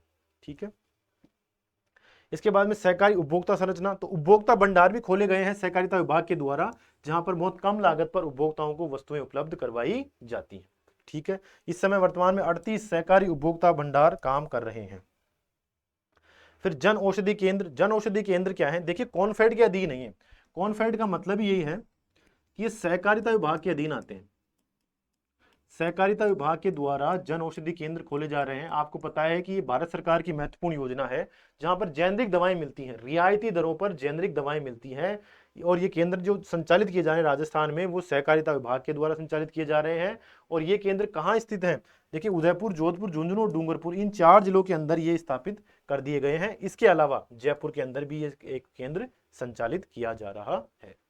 ठीक है, मिड डे मील कॉम्बो आपूर्ति। अब ये मिड डे मील आपको पता ही है कि जो बच्चों को खाना मिलता है स्कूलों के अंदर दिन के बीच में मध्य में, वो कहलाता है मिड डे मील। लेकिन कोरोना के अंदर ये बंद हो गया था, तो उन बच्चों को पैकिंग करके जो कॉम्बो उपलब्ध करवाया जा रहा था, यानी पैकिंग एक पैकेट उपलब्ध करवाया जा रहा था मिड डे मील के रूप में, वो कहला रहा था मिड डे मील कॉम्बो। ठीक है, इसकी आपूर्ति भी बच्चों को की जा रही है ताकि जो बच्चे कोविड-19 के दौरान खाद्यान्न प्राप्त नहीं कर पा रहे थे, उन्हें भी ये खाद्यान्न दिया जा सके। फिर भंडारण, तो सहकारी समितियों में क्या है कि गोदाम भी बना रखे हैं, अपने सहकारी समितियों ने अपने गोदाम भी बना रखे हैं ताकि किसानों की उपज का भंडारण हो सके और उनके उपज को उचित मूल्य दिया जा सके। ठीक है दोस्तों, तो कृषि संबंधित हमारा ये सारा टॉपिक हो गया। जो इसका लास्ट का सहकारिता वाला सेक्शन था ना, वो बहुत कम इंपॉर्टेंट है, तो हमने उसे जल्दी जल्दी पूरा कर लिया। अब आप एक टेस्ट सीरीज चल रही है, उसे ज्वाइन कर सकते हैं, और बहुत अच्छी टेस्ट सीरीज है जो केवल RS सेलेक्टेड के द्वारा बनाई हुई है, और 899 रुपये का इसकी प्राइस है। और अगर आप अभी खरीदते हैं 28 तारीख से 30 तारीख के बीच में अगर आप इसे खरीदते हैं, तो आपको इस पर 11% का ऑफ भी मिल जाएगा। तो हमारा कृषि क्षेत्र कंप्लीट हो गया, और एक जो पहला चैप्टर था राजस्थान का वृहद आर्थिक परिदृश्य, वो दोनों चैप्टर हमारे कंप्लीट हो चुके हैं। अब हम एक और बहुत इंपॉर्टेंट टॉपिक, जो तीसरे नंबर का टॉपिक है हमारी आर्थिक समीक्षा में, वो हम पढ़ते हैं दोस्तों, और उसका नाम है ग्रामीण विकास। तो हम अब पढ़ेंगे ग्रामीण विकास, और ग्रामीण विकास हमारे लिए बहुत इंपॉर्टेंट है। ठीक है, चलिए ग्रामीण विकास हम देखना शुरू करते हैं कि ग्रामीण विकास के लिए क्या क्या चीजें हमारे प्रदेश में चल रही है, ग्रामीण विकास को कैसे ज्यादा प्रोत्साहित किया जाए, और ग्रामीण विकास को लेकर हमारे प्रदेश और राजस्थान सरकार के द्वारा कौन कौन सी योजनाएं चलाई जा रही है। तो जब आप आर्थिक समीक्षा देखेंगे, तो उसमें जो शुरू के 2 टॉपिक है ना, वो हमारे पूरे कंप्लीट हो चुके हैं। और हम अब देखेंगे, 1 मिनट में इंपोर्ट कर लूं, जो 2 टॉपिक हमारे जो इंपॉर्टेंट हैं वो तो कंप्लीट हो चुके हैं, इसके अलावा जो हमारे अब टॉपिक बचेंगे वो हम पूरे कर लेंगे। ठीक है,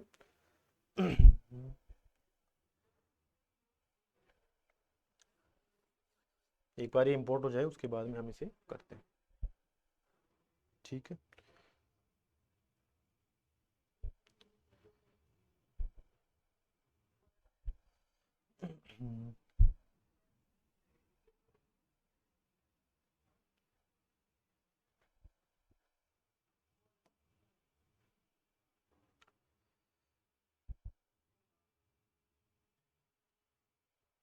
ये 2 टॉपिक जब आर्थिक समीक्षा में आप देखेंगे शुरू के, राजस्थान का आर्थिक परिदृश्य और कृषि क्षेत्र, 2 इंपॉर्टेंट भी हैं, बहुत बड़े भी हैं, दोनों ही पूरे हो गए हैं। अब हम आज पढ़ेंगे ग्रामीण विकास। तो ग्रामीण विकास के अंदर क्या क्या चीजें शामिल है, वो सारी हम देखेंगे। एक बार ये ओपन हो जाए तो इसको हम शुरू करें। ठीक है, तो ग्रामीण विकास हमारा तीसरा चैप्टर है आर्थिक समीक्षा के अंदर, जिसे हम पढ़ेंगे। छोटा हमारा टॉपिक है, तो आराम से ये पूरा भी हो जाएगा। ठीक है, चले शुरुआत करें। देखिए ग्रामीण विकास, अब आपको पता है कि राजस्थान के अंदर लगभग 70% जनसंख्या है ना गांवों के अंदर रहती है। 70% जनसंख्या गांवों के अंदर रहती है। तो अगर हम जब भी बात करेंगे ना कि राजस्थान का विकास होना चाहिए, हमारे प्रदेश का विकास होना चाहिए, तो उसके लिए सबसे ज्यादा जरूरी है कि इन गांवों का विकास हो। क्योंकि जब तक हम इन 70% जनसंख्या का विकास नहीं करेंगे ना, तब तक हम ये नहीं कह सकते कि हमारे प्रदेश में विकास हो रहा है। ठीक है, तब तक हम ये नहीं कह सकते कि हमारे प्रदेश का विकास हो रहा है। तो इसके लिए बहुत जरूरी है कि हम गांवों का या ग्रामीण क्षेत्रों का विकास करें। ठीक है दोस्तों, तो करते हैं शुरुआत ग्रामीण विकास के लिए।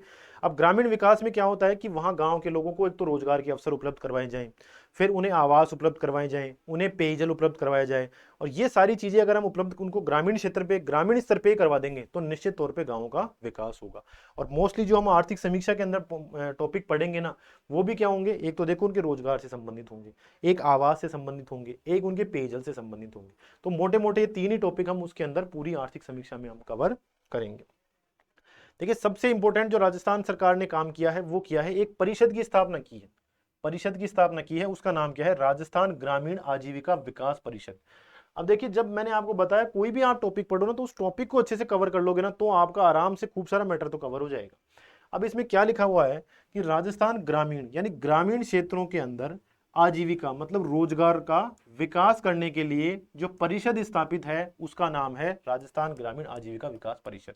इसके नाम से स्पष्ट हो रहा है कि ग्रामीण क्षेत्रों में रोजगार या आजीविका का विकास करने के लिए जिस परिषद की स्थापना की गई है, वो परिषद राजस्थान ग्रामीण आजीविका विकास परिषद कहलाती है। ठीक है, यहीं से हो जाएगा क्लियर।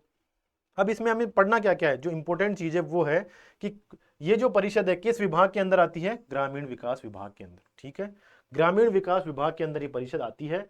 इसका निर्माण कब किया गया था, अक्टूबर 2010 के अंदर इसका निर्माण किया गया था। ये दूसरा इंपॉर्टेंट है। तो इसमें से पूछा क्या जाएगा, इसका उद्देश्य क्या है, उद्देश्य हमें पता चल ही गया। ग्रामीण क्षेत्रों में रोजगार का विकास करने के लिए जिस परिषद की स्थापना की गई है वो है राजस्थान ग्रामीण आजीविका विकास परिषद। इसके लिए विभाग कौन सा है, नोडल विभाग है ग्रामीण विकास विभाग, और अक्टूबर 2010 में इसकी स्थापना की गई थी। ठीक है, अब यहाँ पे लिखा हुआ भी है, समस्त ग्रामीण आजीविका कार्यक्रमों को क्रियान्वित करने का कार्य इसी परिषद को सौंपा गया है। ठीक है, अब इसका उद्देश्य क्या है, हमने अच्छी तरह पढ़ लिया कि ग्रामीण निधनों के लिए स्थायी वित्तीय और प्रभावी संस्थानिक आधार पर रोजगार सृजित करना, सतत आजीविका में वृद्धि के माध्यम से घरेलू आय में वृद्धि करना, वित्तीय व चिन्हित लोक सेवाओं तक उनकी पहुंच बढ़ाना, वो सारी चीजें वही है कि कुल मिला के वहां पर रोजगार उपलब्ध हो जाए तो गांवों के अंदर जो लोग रह रहे हैं ना उनका जीवन स्तर बढ़ जाए, उनकी जब आय बढ़ेगी, जब उनके पास वित्तीय संसाधन ज्यादा होंगे तो वो फिर अच्छे लाइफस्टाइल अपना पाएंगे। तो उनके जीवन स्तर को उठाने के लिए सबसे ज्यादा जरूरी है कि ग्रामीण क्षेत्रों में रोजगार के जो अवसर है वो बढ़ाए जाएं, और वही काम कौन करता है, राजस्थान ग्रामीण क्षेत्र आजीविका विकास परिषद।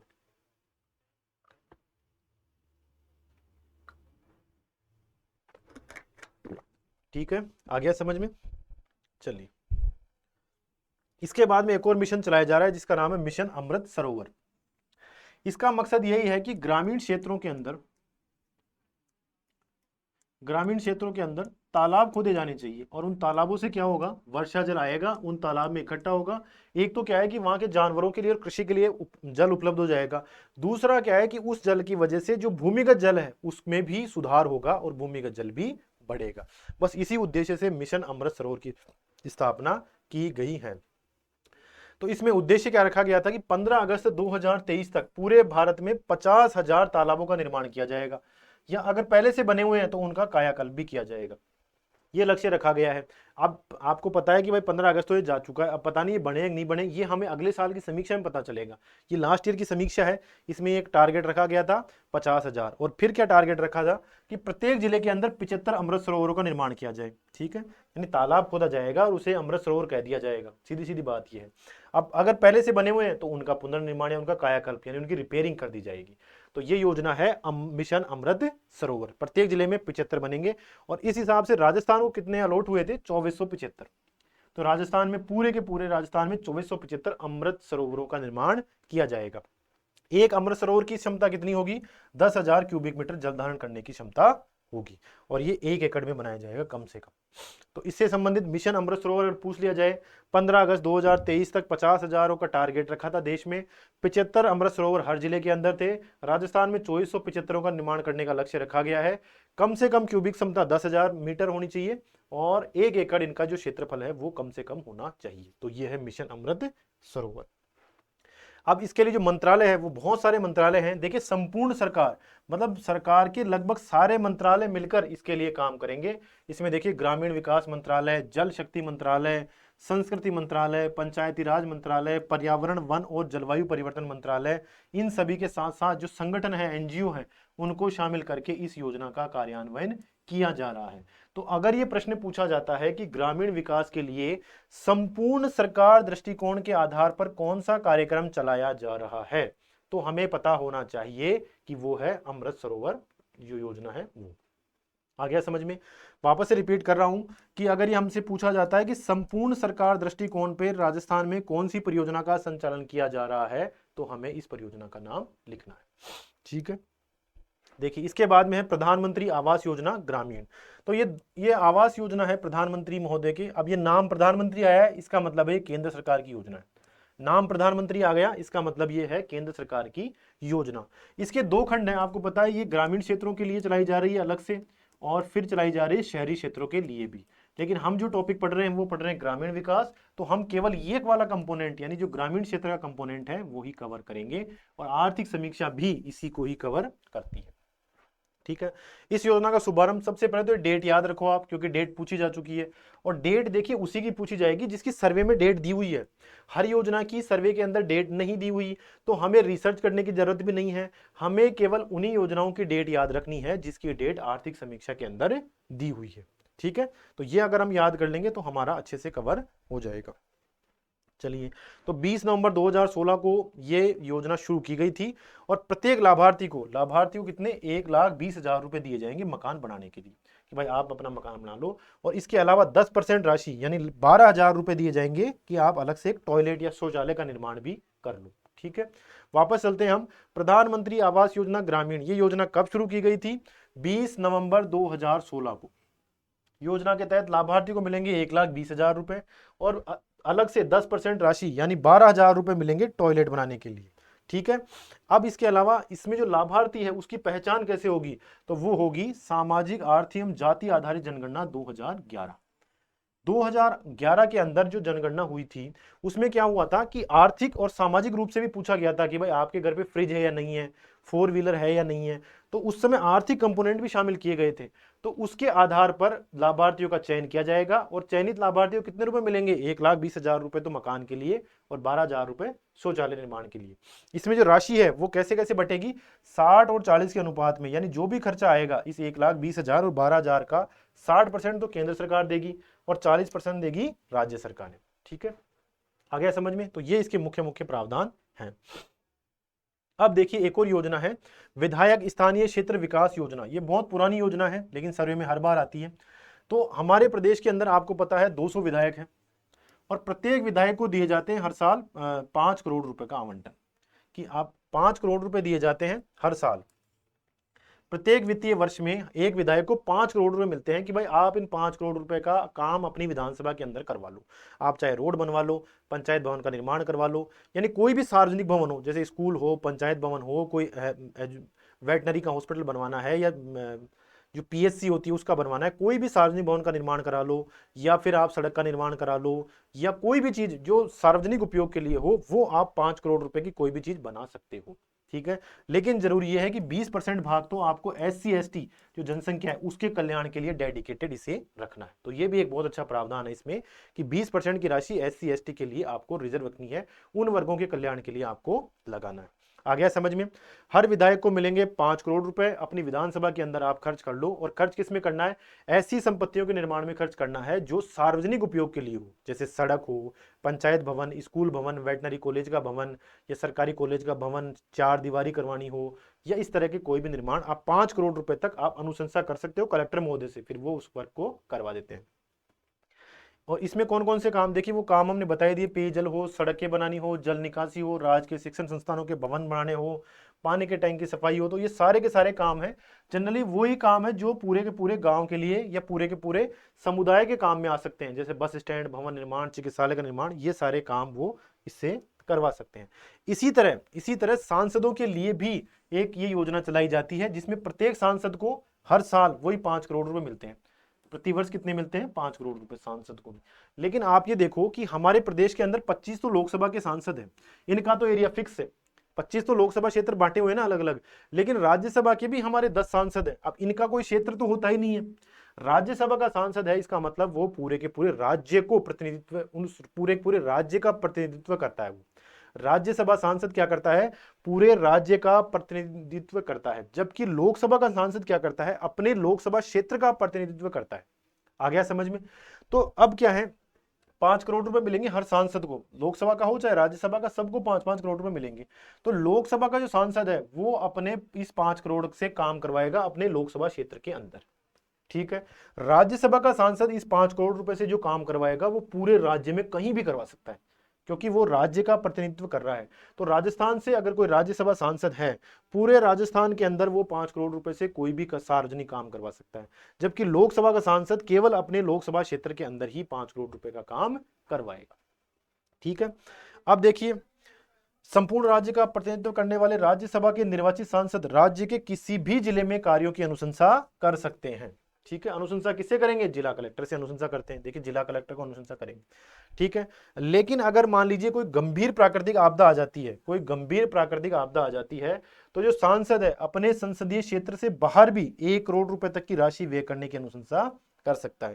भाई मान लीजिए कोई सांसद है जोधपुर के और हमारे बाढ़ आ जाती है सिरोही के अंदर बाढ़ आती है, तो जोधपुर के सांसद 1 करोड़ रुपए तक की सहायता अपने इस योजना के तहत सिरोही के अंदर दे सकते हैं। या अगर राज्यसभा सांसद की हम बात करें तो मान लीजिए बाढ़ आती है गुजरात के अंदर, तो राजस्थान के कोई राज्यसभा सांसद हैं तो वो गुजरात के अंदर 1 करोड़ रुपए की राशि भेज सकते हैं या अनुशंसाएं काम के लिए कर सकते हैं। ठीक है, गंभीर प्राकृतिक आपदाओं में 1 करोड़ रुपए तक का आप दूसरे जगह यानी दूसरे क्षेत्र में जाकर आप उनके लिए निर्माण करवा सकते हो। आ गया समझ में? 25 और 10 35 हमारे सांसद हैं, हर साल 5 करोड़ रुपए मिलते हैं। लोकसभा का सांसद अपनी लोकसभा के अंदर 5 करोड़ तक के काम करवा सकता है। राज्यसभा का सांसद अपने पूरे राज्य के अंदर 5 करोड़ रुपए सालाना काम करवा सकते हैं। गंभीर प्राकृतिक आपदा आती है तो वो दूसरे लोकसभा क्षेत्र के अंदर भी काम करवा सकता है और ये दूसरे राज्य के अंदर भी काम करवा सकता है। आ गया समझ में? चलें आगे। अब योजना का मुख्य उद्देश्य यही है कि जन उपयोगी परिसंपत्तियों का सृजन करना। कौन कौन सी? जैसे सड़क बना ली, नाली बना ली, पेयजल की आपूर्ति करवा ली, या कोई भवन का निर्माण कराया जो सभी के उपयोग के लिए आ जाता है।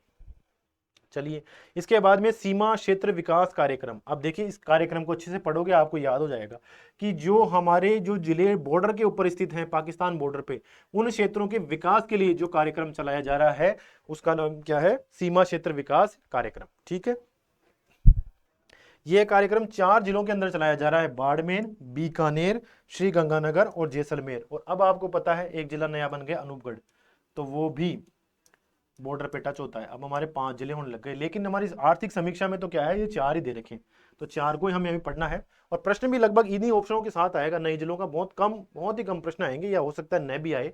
इन्हीं 4 जिलों को आपको पढ़ना है। तो इन 4 जिले जो बॉर्डर से टच हैं, उन जिलों में क्या होता है, विकास बहुत कम होता है। आपको पता है जो बॉर्डर एरिया है ना, वहाँ बहुत ज्यादा गरीबी है, क्योंकि बहुत सारे रेस्ट्रिक्शंस होती है, वहां पर विकास कार्य बहुत कम होते हैं। तो सरकार ने यह प्रयास किया कि हम उन्हें अलग से एक फंड आवंटित कर दें ताकि वहां पर आधारभूत संरचना का विकास हो सके और उनकी सुरक्षा की भावना बढ़ाई जा सके। इसलिए इन 4 जिलों के अंदर ये विकास कार्य चलाए जा रहे हैं और इस कार्यक्रम का नाम है सीमा क्षेत्र विकास कार्यक्रम। और ये कार्यक्रम किसका है? केंद्र सरकार का।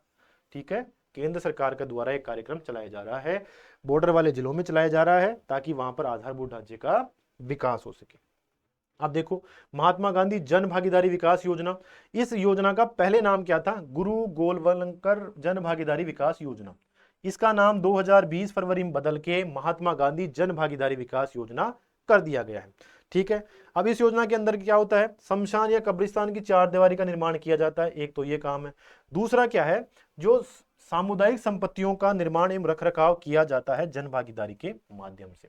तो जनता वहां क्या करती है, जैसे मान लो कोई स्कूल है, बहुत बड़ा कॉलेज या स्कूल का भवन है, वो टूटा फूटा है, तो सरकार क्या कहती है, इस योजना के तहत सारे गांव वाले मिलकर वहां श्रमदान करेंगे और सरकार की तरफ से वहां मटेरियल उपलब्ध करवाया जाएगा या मशीन जो भी चाहिए वो सरकार उपलब्ध करवाएगी और लोग मिलकर वहां श्रमदान करेंगे।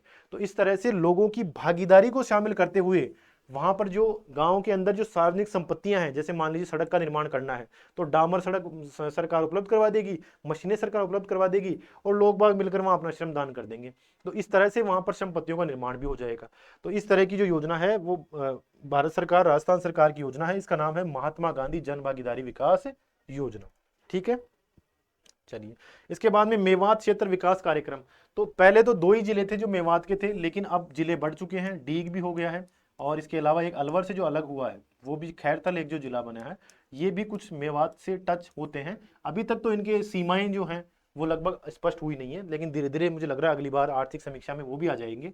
तो आप अभी तो ये 2 ही जिले ध्यान रखें कि अलवर और भरतपुर में जहां पर मेव जाति के लोग निवास करते हैं, ठीक है, मेव निवास करते हैं, ये एरिया बहुत बैकवर्ड है। आप जब यहाँ देखोगे, यहाँ सड़कें भी नहीं है, पानी पीने का जो पानी वो भी बहुत कम है और जो एजुकेशन का लेवल है वो भी बहुत कम है, आर्थिक गतिविधियां भी बहुत कम है।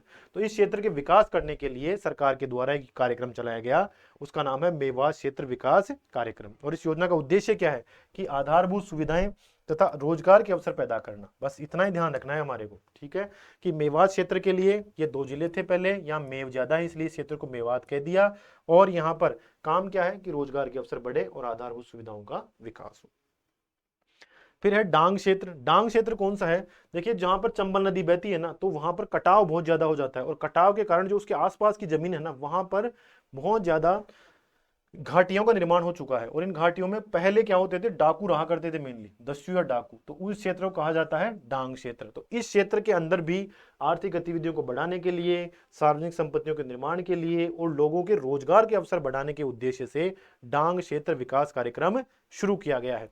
आपको वर्ष याद होना चाहिए 2005-6 और वर्तमान में ये 8 जिलों के अंदर चलाया जा रहा है। कौन कौन से जिले हैं?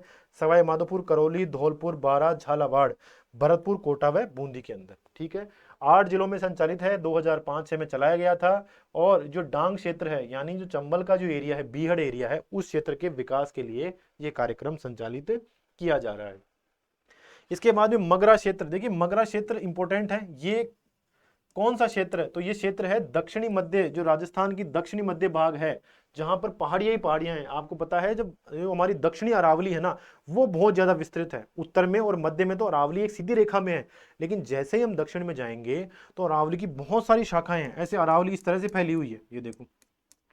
तो जो ये क्षेत्र हैं जो पूरे चारों तरफ से पहाड़ों से घिरे हुए होते हैं ना दक्षिणी क्षेत्र के अंदर, उन्हें हम कहते हैं मगरा क्षेत्र। मगरा क्षेत्र कौन से होते हैं?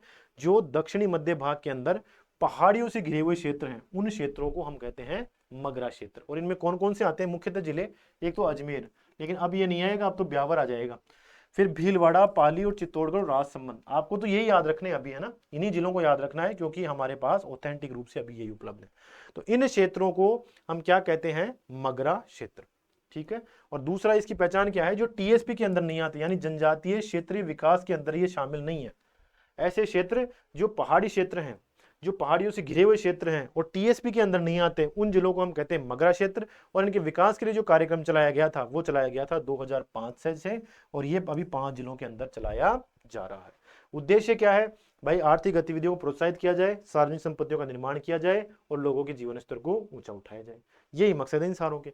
बस आपको ये क्या करना है? जिलों का नाम ध्यान रखना है। 5 जिले हैं, अजमेर, भीलवाड़ा, पाली, चित्तौड़गढ़, राजसमंद। ठीक है, कौन से जिले? पहाड़ियों से घिरे हुए और टीएसपी के अंदर नहीं आते, उन्हें कहते हैं मगरा क्षेत्र का। ठीक है, 2005-6 में ये शुरू की गई योजना थी। ठीक है दोस्तों, तो ग्रामीण विकास का एक सेक्शन हमारा कंप्लीट हुआ है। अब ग्रामीण विकास का दूसरा सेक्शन हम पढ़ना शुरू करते हैं, जो इंपॉर्टेंट है। ठीक है, तो ग्रामीण विकास का अगला हम जो ये टॉपिक पढ़ेंगे, इसमें देखिए एक और महत्वपूर्ण कार्यक्रम है जिसका है स्वयं विवेक जिला विकास। स्वयं विवेक जिला विकास कार्यक्रम, ये क्या कार्यक्रम है इसके बारे में हम देखते हैं।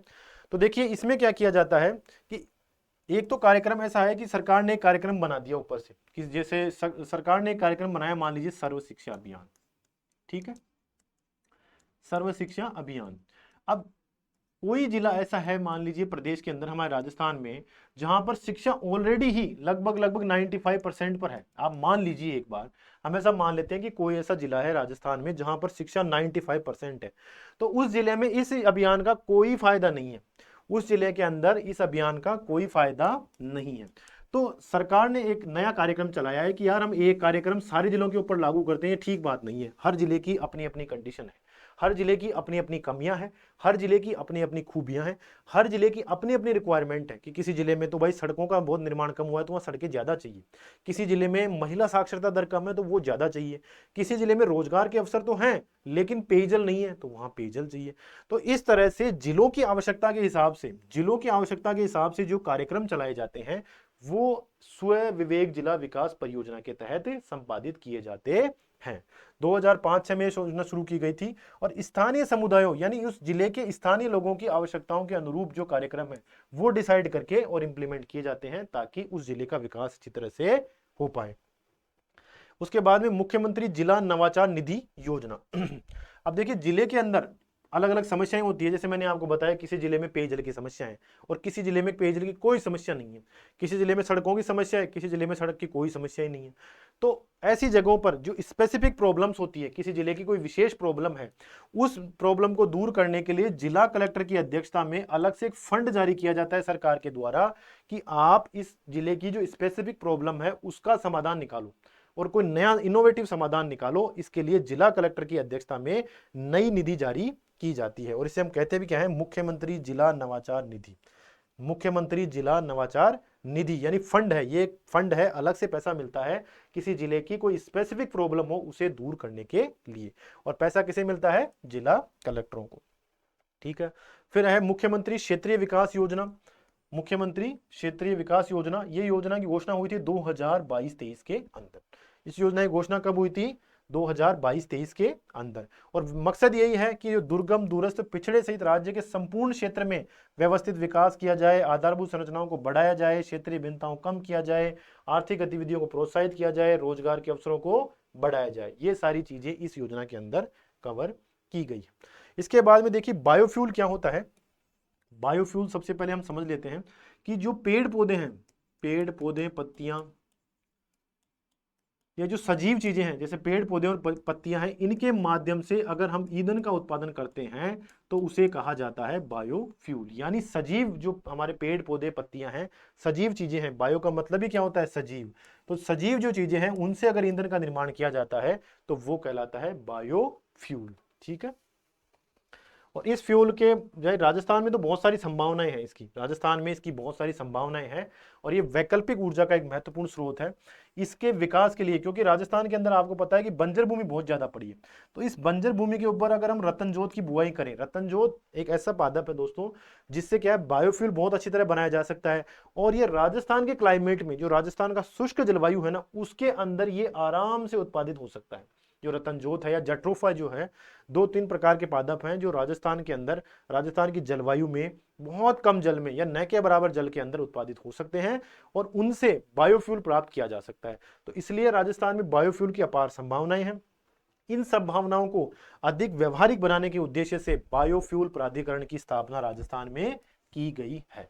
ठीक है, बायोफ्यूल प्राधिकरण की स्थापना राजस्थान में की गई है। 2007 में राजस्थान सरकार ने बायोफ्यूल नीति की घोषणा की है। तो अगर ये प्रश्न पूछा जाए, बायोफ्यूल नीति की घोषणा 2007 के अंदर की गई है।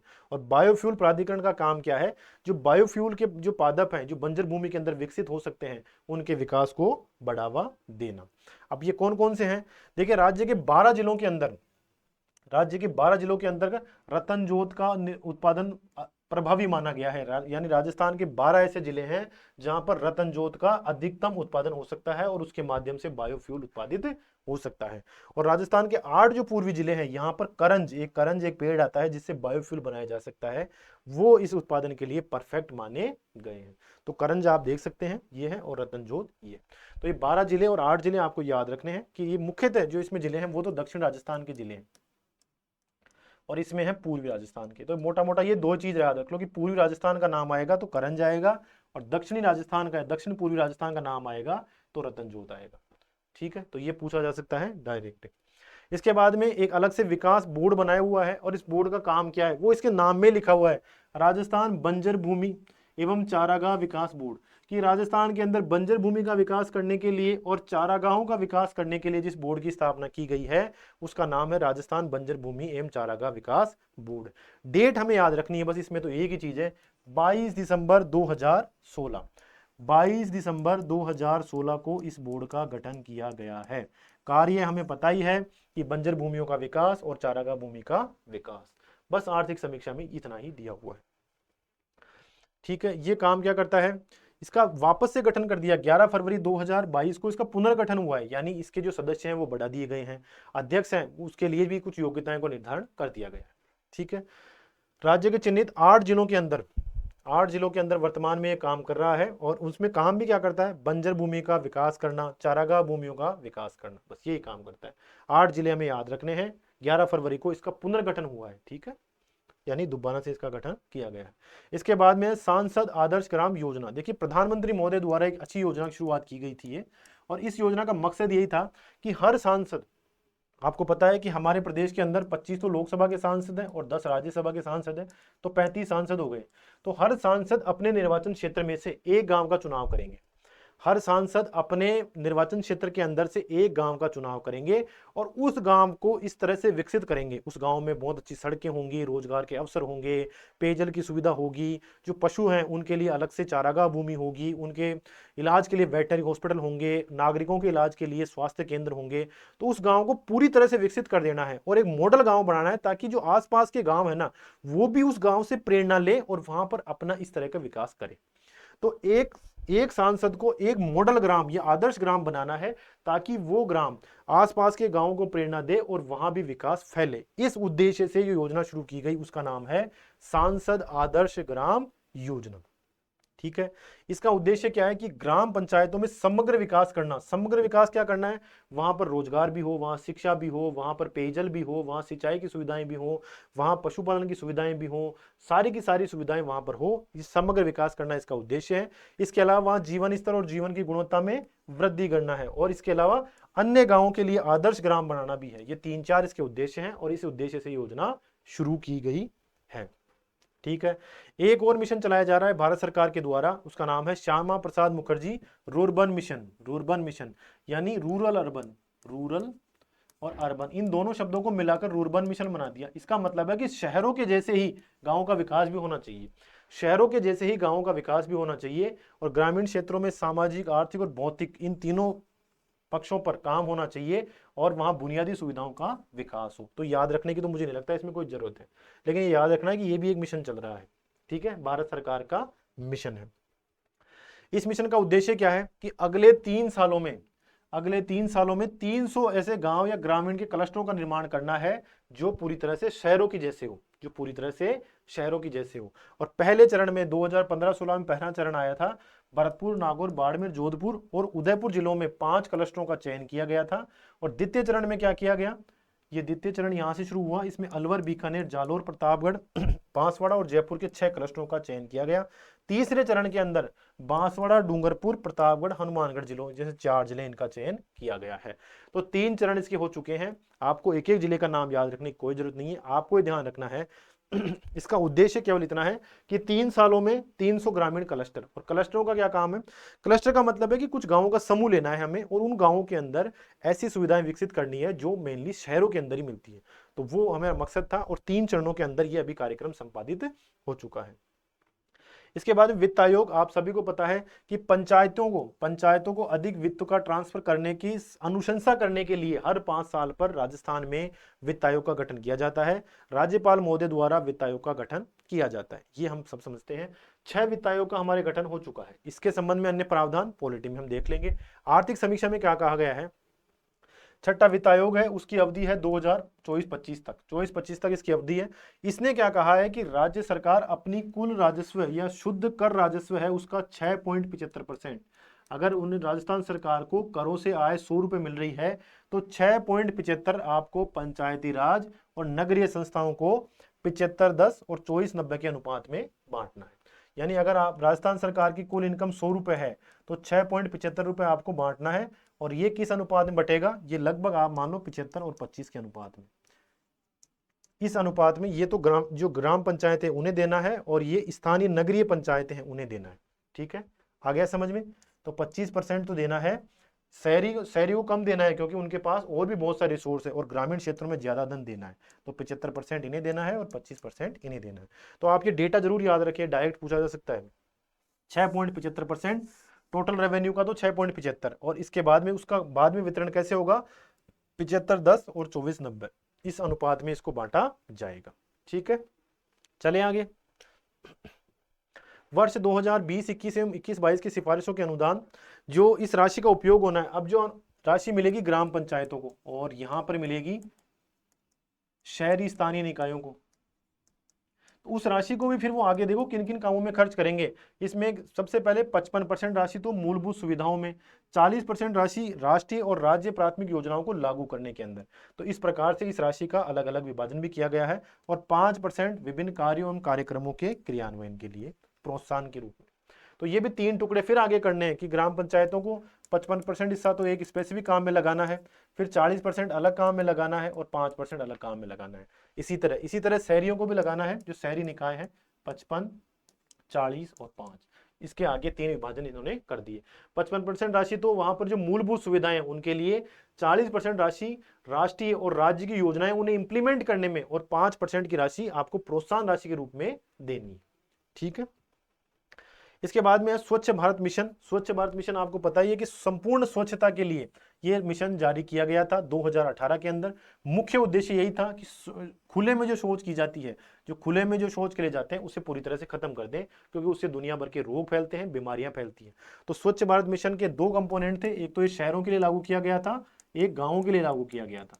तो हम ग्रामीण विकास पढ़ रहे हैं तो हम गाँव वाला सेक्शन कवर करेंगे। तो आपको ध्यान रखना है 31 मार्च 2018 को शुरू किया गया था। उद्देश्य क्या था कि खुले में शौच से मुक्त हमारा जो प्रदेश है वो हो, और ये इसका द्वितीय चरण शुरू किया गया 2021-22 में। और इस योजना के तहत यही था कि ओडीएफ की स्थिति दी जाती थी। ओडीएफ का मतलब है कि कोई ऐसी पंचायत जहां पर पूरी तरह से खुले में शौच का उन्मूलन कर दिया गया है, यानी सभी के घर, उस गांव में सभी घरों में पक्के और कार्यशील शौचालय हैं, तो उसे हम कहेंगे ओडीएफ यानी ओपन डेफिमेशन फ्री, कि खुले में शौच यहां पर नहीं होता है। तो ओडीएफ का दर्जा भी दिया जाता है, और ये ग्रामीण स्तर पर या गांव स्तर पर या ग्राम पंचायत स्तर पर ये दर्जे दिए जा रहे हैं। उद्देश्य केवल इसका है कि खुले में शौच जो है वो पूरी तरह से मुक्त हो जाए। सभी के घर, गांव में सभी के घर कार्यशील, शहरों में देखो लगभग होते हैं, शहरों में तो कच्ची बस्तियों को छोड़ दो तो लगभग सभी के घर पक्के शौचालय होते हैं, लेकिन ग्रामीण क्षेत्रों में भी ये प्रयास है कि पक्के और कार्यशील जो शौचालय है उनका निर्माण किया जाए। ठीक है, अब इसमें क्या क्या है कि शौचालयों का निर्माण कितना कितना किया गया है। राशि हमने पहले पढ़ रखी थी कि 12,000 रुपए की राशि दी जाती है, जब हम आवास योजना पढ़ रहे थे उसी में हमने देखा था कि वहां पर राशि दी जाती है। अब इसमें क्या किया गया है अब देखिए, हर घर के अंदर शौचालय बने या नहीं बने वो भी मुश्किल होता है कि हर घर के पास इतनी जगह भी है या नहीं है। तो इसके लिए क्या किया गया है कि हर ग्राम पंचायत को अलग से पैसे दिए गए हैं 3 लाख रुपए कि आप सामुदायिक शौचालय का निर्माण कर लो, कि एक सामुदायिक शौचालय बना लो, पब्लिक टॉयलेट भी आप अलग से बना दो, ताकि जिनके घर पे जगह नहीं है या जिनके पास फंड नहीं है वो इनका उपयोग कर सके और खुले में शौच से मुक्त किया जा सके। तो इसके लिए 3 लाख रुपए हर पंचायत को दिए जा रहे हैं, ताकि एक सार्वजनिक या सामुदायिक स्वच्छता केंद्र का निर्माण भी कर लिया जाए। ठीक है दोस्तों, तो इस तरह से जो 2 भाग है ना, हमारे जो 2 पार्ट हमने पढ़ लिए ग्रामीण विकास के, वो हमारे पूरे हो गए हैं। और इसके बाद में हम ग्रामीण विकास का पढ़ते हैं तीसरा भाग। ठीक है, और अंतिम भाग है ग्रामीण विकास का, इसके बाद में हमारा ग्रामीण विकास भी कंप्लीट हो जाएगा। चलिए, तो हम ये देखते हैं कि पंचायती राज जो संस्थाएं हैं, पंचायती राज संस्थाएं जो ग्रामीण स्तरों पर जो ग्राम पंचायत होती है, इसका मुखिया होता है सरपंच। तो एक ग्राम पंचायत अच्छे से काम करे, इसके लिए राजस्थान सरकार और भारत सरकार क्या करती है, बहुत सारे पुरस्कार देती है, बहुत सारे पुरस्कार प्रदान करती है। तो उन पुरस्कारों के बारे में हम पढ़ लेते हैं एक बार कि कौन कौन से पुरस्कार दिए जा रहे हैं, जिनका वर्णन हमारी आर्थिक समीक्षा के अंदर किया गया है। तो देखिए, एक बहुत महत्वपूर्ण पुरस्कार है दीनदयाल उपाध्याय पंचायत सशक्तिकरण पुरस्कार। फिर एक पुरस्कार है नानाजी देशमुख राष्ट्रीय गौरव ग्राम सभा पुरस्कार। फिर एक है बाल हितैषी ग्राम पंचायत पुरस्कार, और एक है ग्राम पंचायत विकास योजना पुरस्कार। तो 4 मुख्य पुरस्कार हैं जिनका वर्णन आर्थिक समीक्षा में किया गया है। ठीक है, चलिए, तो दीनदयाल उपाध्याय पंचायत सशक्तिकरण पुरस्कार, अब ये पुरस्कार कितने कितने दिए जाते हैं, देखिए जिला स्तर पर तो एक जिले को मिलेंगे केवल, पंचायत समिति या मध्यवर्ती स्तर पर 2 पंचायत समितियों को मिलेंगे, और ग्राम पंचायत या सबसे जो ग्रास रूट लेवल का जो पंचायत है उसे मिलेंगे 5। अब पंचायती राज आप सबने पढ़ा होगा, देखिए इसकी त्रिस्तरीय संरचना है हमारे प्रदेश के अंदर, एक तो जिला स्तर है, एक खंड या ब्लॉक स्तर है, और एक है ग्राम स्तर। ठीक है, ये तो इस पर जो होती है उसे कहते हैं ग्राम पंचायत, फिर पंचायत समिति और जिला परिषद। इस तरह से 3 स्तरीय हमारे पंचायतों का ढांचा निर्माण किया गया है। तो जो दीनदयाल उपाध्याय पंचायत सशक्तिकरण पुरस्कार मिलता है वो हर राज्य में से एक तो जिला परिषद को हम ले लेंगे, ठीक है, और पंचायत समिति कितनी ली जाएगी 2, और ग्राम पंचायतें कितनी ली जाएगी 5। तो इस तरह से ये अवार्ड दिए जाएंगे, एक जिला स्तर पर दिया जाएगा, खंड स्तर पर 2 होंगे और ग्राम पंचायतें 5 होगी। हर राज्य में से इनका चुनाव किया जाएगा और प्रतिवर्ष इनको सम्मानित किया जाता है। इसके बाद में देखिए एक और महत्वपूर्ण पुरस्कार है जिसका नाम है नानाजी देशमुख राष्ट्रीय गौरव ग्राम सभा पुरस्कार। अब इसका नाम से पता चल रहा है कि ग्राम सभा जो इफेक्टिव जो ग्राम सभा काम करेगी ना, उसे ही ये अवार्ड दिया जाएगा। इसमें लिखा हुआ भी है कि ग्राम सभा के उत्कृष्ट आयोजन के लिए एक ग्राम पंचायत का चयन कर उसे पुरस्कृत किया जाता है। अब 2012 में किसे मिला है अवार्ड, देखिए जो बास्थूनी पंचायत है वो है किशनगंज में, और कौन सा जिला है, 12। तो 12 जिले की जो बास्थूनी पंचायत है उसे ये अवार्ड प्रदान किया गया है। सबसे लेटेस्ट अवार्ड यही है, तो आप इसे जरूर याद कर लें कि 2022 में नानाजी देशमुख राष्ट्रीय गौरव ग्राम सभा पुरस्कार किस पंचायत समिति को दिया गया है, वो दिया गया है ग्राम पंचायत को, सॉरी।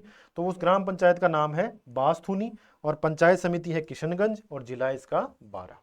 ठीक है, ये आपको याद कर लेना है, और इसको राशि मिलती है 10 लाख रुपए की। चलिए, इसके बाद में बाल हितैषी ग्राम पंचायत पुरस्कार। तो जो ग्राम पंचायत बालकों के लिए बहुत महत्वपूर्ण काम करती है या पुरस्कृत करने योग्य काम करती है, उन ग्राम पंचायतों को ये अवार्ड प्रदान किए जाते हैं हर साल। ग्राम पंचायत विकास योजना पुरस्कार, तो ये पुरस्कार भी बहुत महत्वपूर्ण पुरस्कार है, हमने पढ़ लिए थे, 3 पुरस्कार हमने पढ़ लिए और ये आ गया चौथा पुरस्कार। तो इसमें क्या किया जाता है, राज्य की एक ही ग्राम पंचायत को ये पुरस्कार दिया जाता है। 2019 से शुरू किया गया था और किसको दिया जाएगा, जो बहुत अच्छी तरह काम कर रही हो या जो जहां पर ज्यादा से ज्यादा लोगों का पार्टिसिपेशन हो, मॉनिटरिंग बहुत अच्छी हो, तो इस तरह से जो कोई काम करेगी पंचायत उसे मिलेगा। हमें ध्यान रखना है, ग्राम पंचायत विकास योजना पुरस्कार ग्राम पंचायत को दिया जाएगा, एक ही ग्राम पंचायत को दिया जाएगा और 2019 से योजना शुरू की गई है। बस इतना आप याद कर लो तो हमारा काम हो जाएगा। इसके बाद में देखिए राष्ट्रीय ग्राम स्वरोजगार अभियान, ये एक बहुत महत्वपूर्ण अभियान है, कई समय से चलाया जा रहा है। और इसमें क्या किया जाता है, इसमें जिसका उद्देश्य है वो तो यही है कि जनप्रतिनिधियों और कार्मिकों की क्षमता वर्धन एवं प्रशिक्षण प्रदान करने के लिए ये योजना है, केंद्र प्रवर्तित योजना।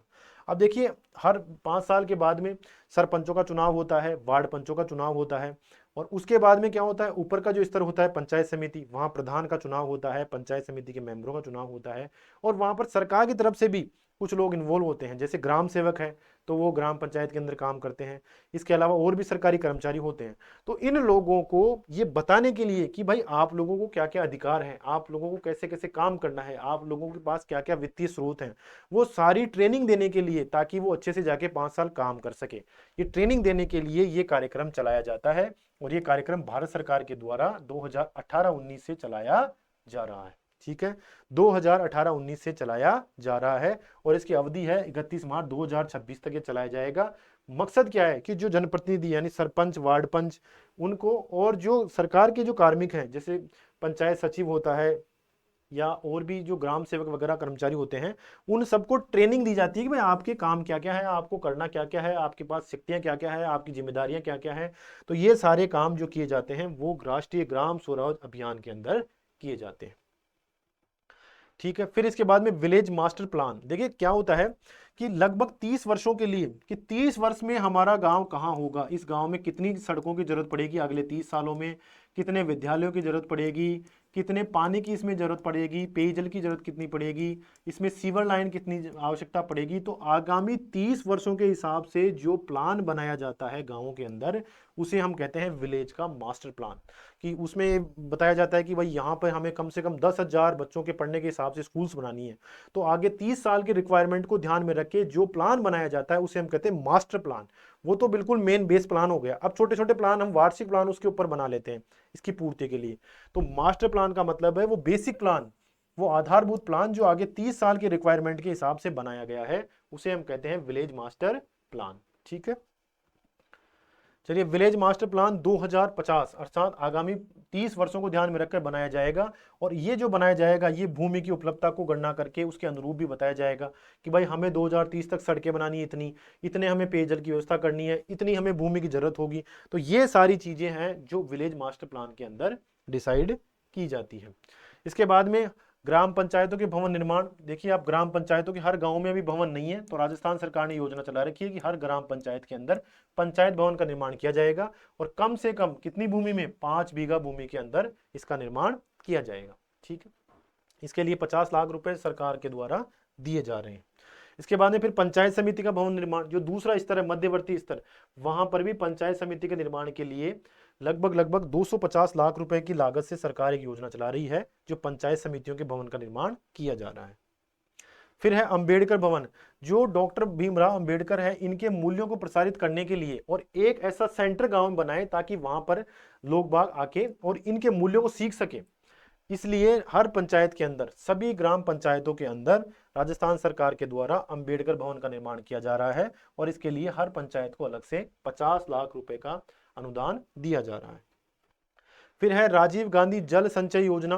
देखिए जल संचय योजना, अब जल संचय किसका होगा, वर्षा का। तो वर्षा के जल को संचित करने के लिए और उस भूजल के लेवल को बढ़ाने के लिए, पानी की कमी को दूर करने के लिए और गांवों के अंदर पानी उपलब्ध करवाने के उद्देश्य से इस योजना की शुरुआत की गई थी। और योजना की शुरुआत की डेट हमें याद रखनी है, 20 अगस्त 2019, 20 अगस्त 2019। ठीक है, ग्रामीण गैर कृषि विकास अभिकरण, देखिए इसका नाम ही पता चल रहा है कि ग्रामीण क्षेत्रों में गैर कृषिगत कार्यों को बढ़ाने के लिए जो अभिकरण बनाया हुआ है उसको हम कहते हैं रूडा। रूडा एक बहुत महत्वपूर्ण एजेंसी है राजस्थान सरकार की। और इसका उद्देश्य क्या है कि गाँव में वो जाए और जो कृषि के अलावा जो उद्योग है ना उनको वो प्रोत्साहित करे, जैसे कोई सिलाई कढ़ाई बुनाई इस तरह की जो महिला स्वयं सहायता समूह है उन्हें प्रोत्साहित करे। इसके अलावा कोई जो बहुत महत्वपूर्ण चीजें फेमस है, जैसे आपको कोटा डोरिया एक वो साड़ी है वो बहुत फेमस है, मोलेला है राजसमंद के अंदर वो बहुत फेमस है। तो ये संस्थान क्या करती है कि ऐसी जो लघु उत्पाद है या जो आर्ट है, जो किसी स्थान की जो स्पेसिफिक आर्ट है उसको प्रोत्साहित करने का प्रयास करती है। ठीक है, तो ये संस्था, इसका निर्माण देखो नवंबर 1995 में किया गया था। और इसका काम क्या है, इसका काम यही है कि स्थानीय आजीविका के व्यवहारिक मार्ग के रूप में जो दस्तकार है ना, स्थानीय रूप से, अगर स्थानीय रूप पे कोई बहुत अच्छी अच्छी चीजें बन रही हैं, जैसे कंबल बहुत अच्छे बन रहे हैं, साड़ियाँ बहुत अच्छी बन रही है, या कोई खाने पीने की चीज है जैसे बीकानेरी भुजिया है वो अच्छे अच्छे बन रहे हैं, तो उनको बढ़ावा देता है, उनको मार्केटिंग करता है और उनको जीआई टैग यानी जियोग्राफिकल इंडिकेशन का टैग भी दिलाने में ये मदद करता है। तो ये दस्तकारों का विकास करता है, तकनीक का विकास करता है, डिजाइन उपलब्ध करवाता है, उत्पाद का विकास करने के मकसद से ये काम करता है। कहने का मतलब है कि ग्रामीण क्षेत्रों में देखिए कृषि के अलावा, अगर कृषि के अलावा रोजगार के अवसर उपलब्ध हैं तो उन उन अवसरों को बढ़ाता है और उनमें विस्तार करने के लिए जो संस्था बनाई हुई है राजस्थान सरकार की उसका नाम है ग्रामीण गैर कृषिगत, यानी कृषि के अलावा जो उद्योग है उनका विकास करने के लिए ये संस्था काम करती है। और इसकी स्थापना हुई थी नवंबर 1995 में। ठीक है, ये जैसे दस्तकारों को ऊन चर्म लघु खनिज आदि उपलब्ध करवाती है। और ये संस्था क्या काम करती है कि भौगोलिक संकेत प्राप्त करने में भी मदद करती है। अब इसने जो जो प्रयास किए हैं जैसे ब्लू पोट्री, कोटा डोरिया, बगरू की हैंड ब्लॉक प्रिंटिंग, इन सब का पंजीकरण करने में इस रूडा का सबसे महत्वपूर्ण योगदान है, ताकि उन उद्योगों को क्या होगा, प्रोत्साहन मिलेगा। अगर ये पंजीकरण हो जाएगा तो इन स्थानीय उद्योगों को एक नेशनल आइडेंटिटी मिल जाती है, एक राष्ट्रीय पहचान मिल जाती है। और ये इन 3 क्षेत्रों के अंदर काम करता है। देखिए चमड़े वाले क्षेत्र में, ऊन व वस्त्र वाले में बहुत ज्यादा अच्छे हैं, और लघु खनिज के अंदर भी ये काम करता है। तो इन क्षेत्रों के अंदर तीनों में ये रूडा काम करता है। ठीक है दोस्तों, तो ग्रामीण विकास वाला हमारा चैप्टर कंप्लीट हो गया है। अब इसके आगे का जो है हम नेक्स्ट क्लास में पढ़ेंगे। और ये टेस्ट सीरीज है आपके लिए, बहुत अच्छी टेस्ट सीरीज है जो आरएएस में सेलेक्टेड है, केवल उन्हीं के द्वारा बनाई हुई है। और इसकी प्राइस है केवल 899 रुपये। और अगर आप लोग इसे 28 से लेकर 30 अगस्त के बीच में खरीदते हैं तो आपको 11% ऑफ भी रक्षाबंधन के अवसर पर मिल जाएगा। तो आप ये टेस्ट सीरीज खरीद सकते हैं और इसे ज्वाइन कर सकते हैं। ठीक है दोस्तों, तो अगला जो उद्योग का चैप्टर है वो बहुत इंपॉर्टेंट है, तो उसे हम अगली क्लास के अंदर कवर करेंगे। तब तक के लिए आप सभी को थैंक यू वेरी मच। अपनी तैयारी जारी रखें और लगातार बहुत कठिन मेहनत करें। केवल 30 दिन का समय बचा है और लगातार आप चैनल से जुड़े रहें, आपके लिए बहुत अच्छा कंटेंट तैयार किया जा रहा है। Thank you very much.